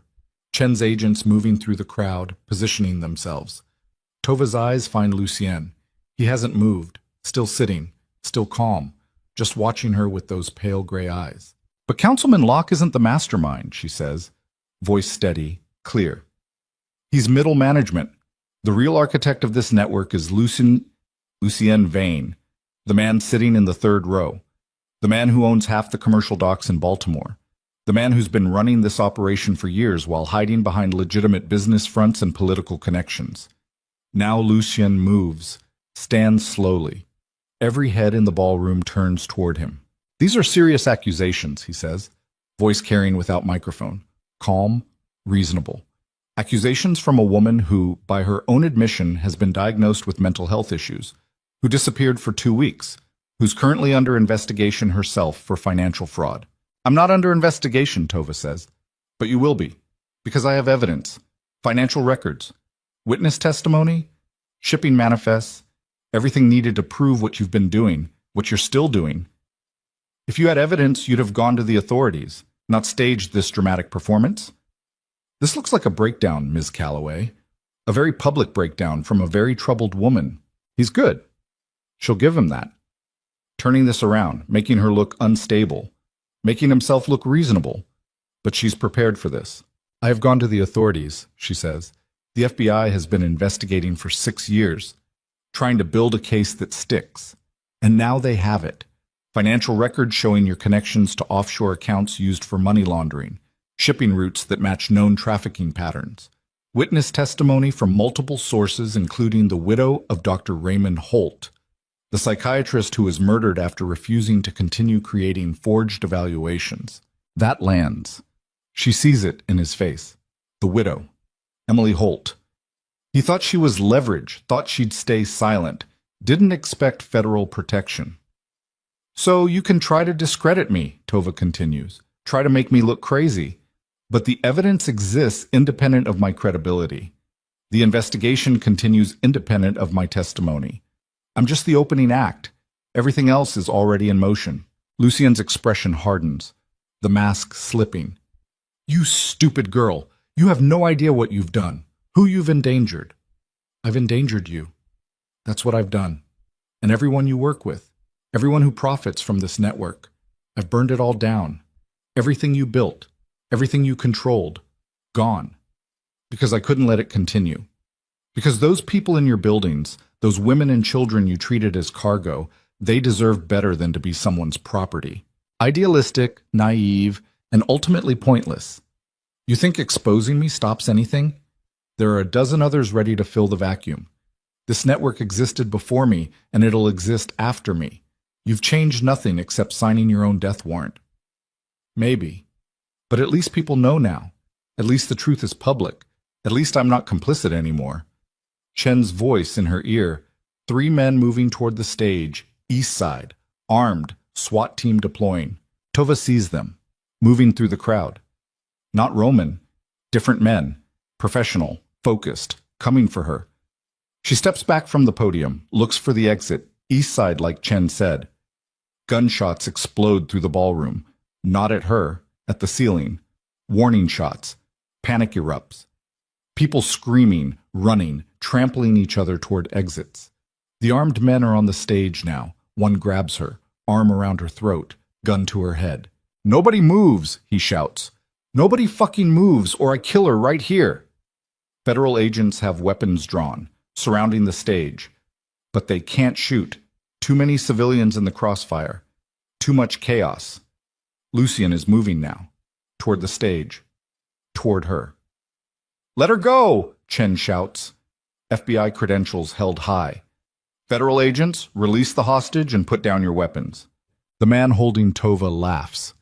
Federal agents can't do shit without risking her life. So here's what's going to happen. We're walking out of here. Anyone follows? I put a bullet in her brain. They start moving, dragging her toward the service exit, away from witnesses, away from cameras, exactly what Lucien wants. Her silenced, her body disposed of, problem solved. She goes limp, dead weight. The man stumbles. His grip loosens. Just for a second. She drives her elbow into his ribs, twists, breaks free, runs. Gunfire. Actual gunfire this time. Bullets hitting the stage. She ducks, keeps running. Chen and her team return fire. The ballroom has emptied. Just agents and Lucien's men and Tova caught between them. She makes it to the east exit, throws the door open. Rodriguez is there like Chen promised, grabs her, pulls her through. "Go, go, go!" he shouts. They're running down a corridor, emergency exit ahead, sunlight visible through the glass doors. Behind them, more gunfire. Agents engaging, taking down Lucien's men one by one. They hit the emergency exit, burst outside into late afternoon sun. A black SUV is waiting. Engine running. Rodriguez shoves her inside, climbs in after her. The driver peels out, tires screaming. Tova looks back, sees the convention center, sees police vehicles arriving, sees Chen coordinating her team, sees Lucien being led out in handcuffs. It's over. Actually over. She slumps against the seat. Can't quite believe she's alive, can't quite process that it worked. "Where are we going?" she asks Rodriguez. "Safe house, different one. We'll debrief. Get your full statement, then witness protection until trial." Trial. Right. This isn't done. It's just beginning. Months of testimony ahead, maybe years. But she's alive to give it. The SUV takes her to a house in Columbia, suburb between Baltimore and D.C. Normal looking, 3 bedrooms, fenced yard. Federal agents stationed in an unmarked car across the street. Chen arrives 2 hours later, exhausted, blood on her sleeve from some injury Tova can't see. "You okay?" Tova asks. "I'm fine. 2 of Lucien's men are dead, 3 in custody, including the one who grabbed you. Lucien himself is in federal custody.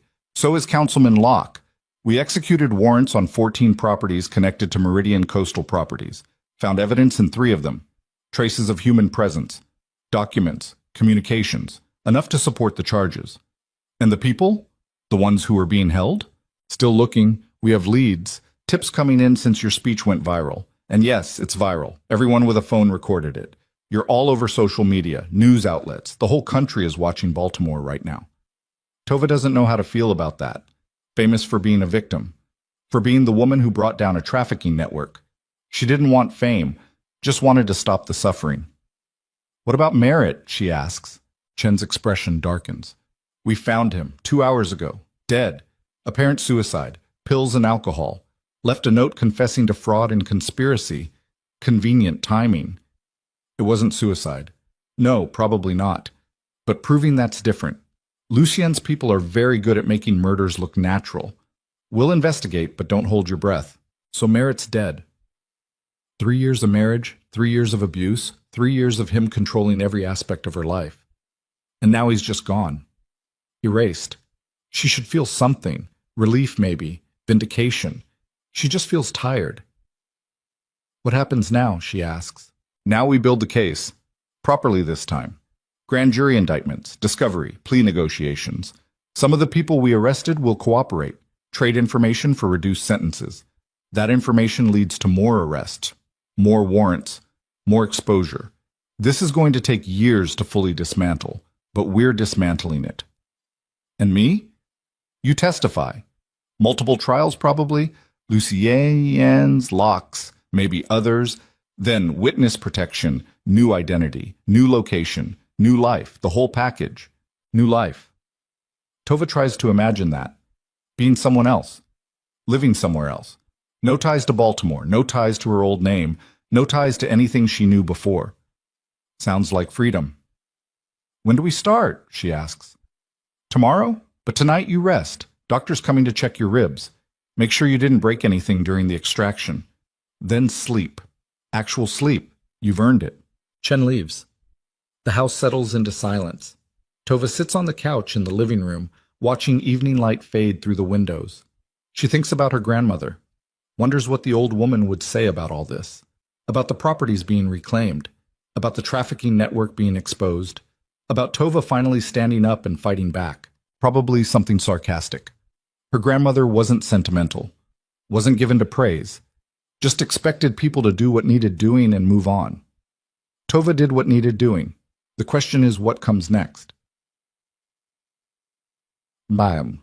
6 months pass in depositions and grand jury testimony and endless debriefings. The case against Lucien Vane and Councilman Locke expands. New evidence surfaces. New witnesses come forward. The network is larger than anyone suspected. Connections to operations in 3 other states. Connections to overseas trafficking rings in 6 countries. It makes national news. International news. The kind of case that launches careers for ambitious prosecutors and ruins them for corrupt ones. Tova testifies at Lucien's trial in April. Federal courthouse in Baltimore. Maximum security. She walks into that courtroom wearing a conservative dress and sensible shoes, and she tells the truth. All of it. Every manipulation, every threat, every moment of him using her to destroy his competition while pretending to save her. Lucien's attorney tries to discredit her. Brings up her mental health evaluations. The forged ones. Brings up her disappearance, brings up her relationship with Merritt, makes her look unstable, traumatized, unreliable. But Chen's team anticipated this. They have corroborating evidence. Emily Holt's testimony about her husband being coerced, financial records showing money transfers, shipping manifests showing trafficking patterns, physical evidence from the buildings, communication records showing Lucien coordinating operations. The jury deliberates for 3 days, returns guilty verdicts on all counts. Racketeering, money laundering, human trafficking, conspiracy to commit murder. Lucien receives 43 years federal prison. No possibility of parole. Councilman Locke gets 36 years. His political career over. His reputation destroyed. His development company bankrupted. 14 other men connected to the operation receive sentences ranging from 8 to 25 years. Some cooperate. Some don't. All of them lose. The buildings, Tova's grandmother's buildings, are seized as evidence and later auctioned. The proceeds go to victim compensation funds and anti-trafficking organizations. Tova doesn't fight it, doesn't want the buildings back. They're contaminated now, stained. Better to let them be repurposed by people who will use them for something decent. Instead, she takes the insurance settlement for Merritt's death. $2 million in life insurance she didn't know existed, and she does something with it. The Siren Foundation opens on a gray October morning. Renovated warehouse in Canton, not one of her grandmother's properties, different building, clean slate. Inside it's bright, modern, open spaces filled with desks and computers and filing cabinets. Tova stands in the main room watching volunteers set up. Legal aid workers, financial counselors, social workers, therapists. Everyone here has either survived domestic violence or trafficking or both. Everyone here understands what it means to rebuild from nothing. You ready for this? Chen asks. She's standing in the doorway, off duty. Here is a friend, not an agent. No, Tova says, but I'm doing it anyway. The Foundation's mission is simple. Help survivors of domestic abuse and exploitation recover financially. Teach them how to find hidden assets, how to expose fraudulent documents, how to rebuild credit destroyed by abusive partners, how to reclaim property stolen through coercion. The same skills Tova used to bring down Merritt and Lucien. Now she's teaching them to others, giving them the tools to fight back. It's not enough. Will never be enough. Can't undo the suffering, can't erase the trauma. But it's something. It's a start. The first client arrives at 9 a.m. Woman in her 30s. Black eye poorly concealed with makeup. 2 small children holding her hands. looking terrified but determined. Tova greets her, shows her to a consultation room, sits across from her at a simple table. "Tell me your story," Tova says. And the woman does. The foundation runs for 2 years before Tova enters witness protection. The FBI catches wind of threats. Contract put out by associates of Lucian's operation. Not immediate, not credible enough to panic, but enough to warrant relocation. So Tova disappears, new name, new city, new life. She leaves the foundation in the hands of her deputy director, a woman named Sarah who survived 15 years of trafficking before escaping. Sarah runs it better than Tova did. More passion, more fire, more personal understanding of exactly what clients are facing. Tova settles in a small city in Colorado, works as an accountant for a nonprofit. Quiet job, boring job, perfect job. She lives alone in a one-bedroom apartment. No pets, no relationships, no complications. Sometimes she thinks about Baltimore, about her grandmother, about the buildings, about Merritt and Lucien, and all the people who thought they could control her. Mostly she just lives. One morning, 3 years after the trial, she's having coffee at a cafe near her apartment when she sees him. Different name, different appearance, heavier. Beard now, but she'd recognize those eyes anywhere. Roman. He's sitting 3 tables away, reading a newspaper, hasn't seen her yet. Her hand goes to her phone, should call her handler, should report this, should trigger whatever emergency protocol exists for blown cover. But she doesn't. Instead, she stands, walks to his table, sits down across from him. He looks up, recognizes her immediately. His expression doesn't change. "Small world," he says quietly. "Not that small. You followed me here." "No, I live here. Moved 2 years ago. Witness protection, same as you. Turns out cooperating with federal investigators gets you a new identity too." "You cooperated?" "Testified against 3 of Lucian's lieutenants. They're serving 20 years each because of me. So yeah, I cooperated. Couldn't really go back to the organization after that." They sit in silence. 2 people who tried to kill each other once, now just 2 people trying to live quiet lives far from Baltimore. "You ever miss it?" Roman asks. "The action, the intensity, the feeling of being at the center of something important." "No," she says. "I miss feeling safe. I miss trusting people. I miss not waking up checking windows and doors. But the action? Never." "Fair enough?" More silence. Then, "Why didn't you kill me that day? At the apartment, you had orders. You could have." He thinks about that. "Because you reminded me of someone. My sister. She was in a bad situation, abusive relationship. I didn't help her, didn't even try, just told her to handle it herself. She died. Overdose. Maybe accident, maybe not. I'll never know. But I know I should have helped, should have done something. So when I saw you, when I saw how desperate you were to stop Lucian, even though it meant risking everything, I couldn't do it. Couldn't kill someone trying that hard to do the right thing. Espes. So you let me run. So I let you run. Got me fired, got me targeted. Got me sitting in front of federal agents explaining everything I knew about Lucian's operation. Got me here. Which I guess is better than prison. So thanks for that." She almost smiles. Almost. "You're welcome." He goes back to his newspaper. She goes back to her coffee. 2 survivors. 2 people who'll never fully escape what happened, but at least survived it. That's something. That's enough. Dates. 5 years after the trial, Tova receives a letter, forwarded through her witness protection handler. No return address, just a name she recognizes. Emily Holt. She opens it carefully, reads, "Dear Tova, I hope this letter finds you well and safe. I don't know where you are now, don't want to know, better that way. But I wanted you to know that my daughters and I are okay. We're settled, different state, different names, different lives. But we're okay. My oldest graduated high school last month. Full scholarship to college. She wants to be a prosecutor, says she wants to fight for people who can't fight for themselves. I think she gets that from you. From watching what you did. From seeing someone stand up even when it was terrifying. I think about you often. About your courage. about your willingness to risk everything to stop something evil. I'm not sure I ever properly thanked you for that. So thank you. Thank you for seeing what needed to be done and doing it, even though it cost you everything.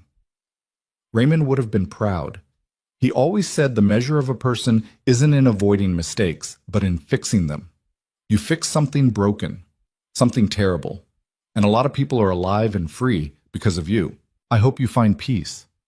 I hope you find happiness.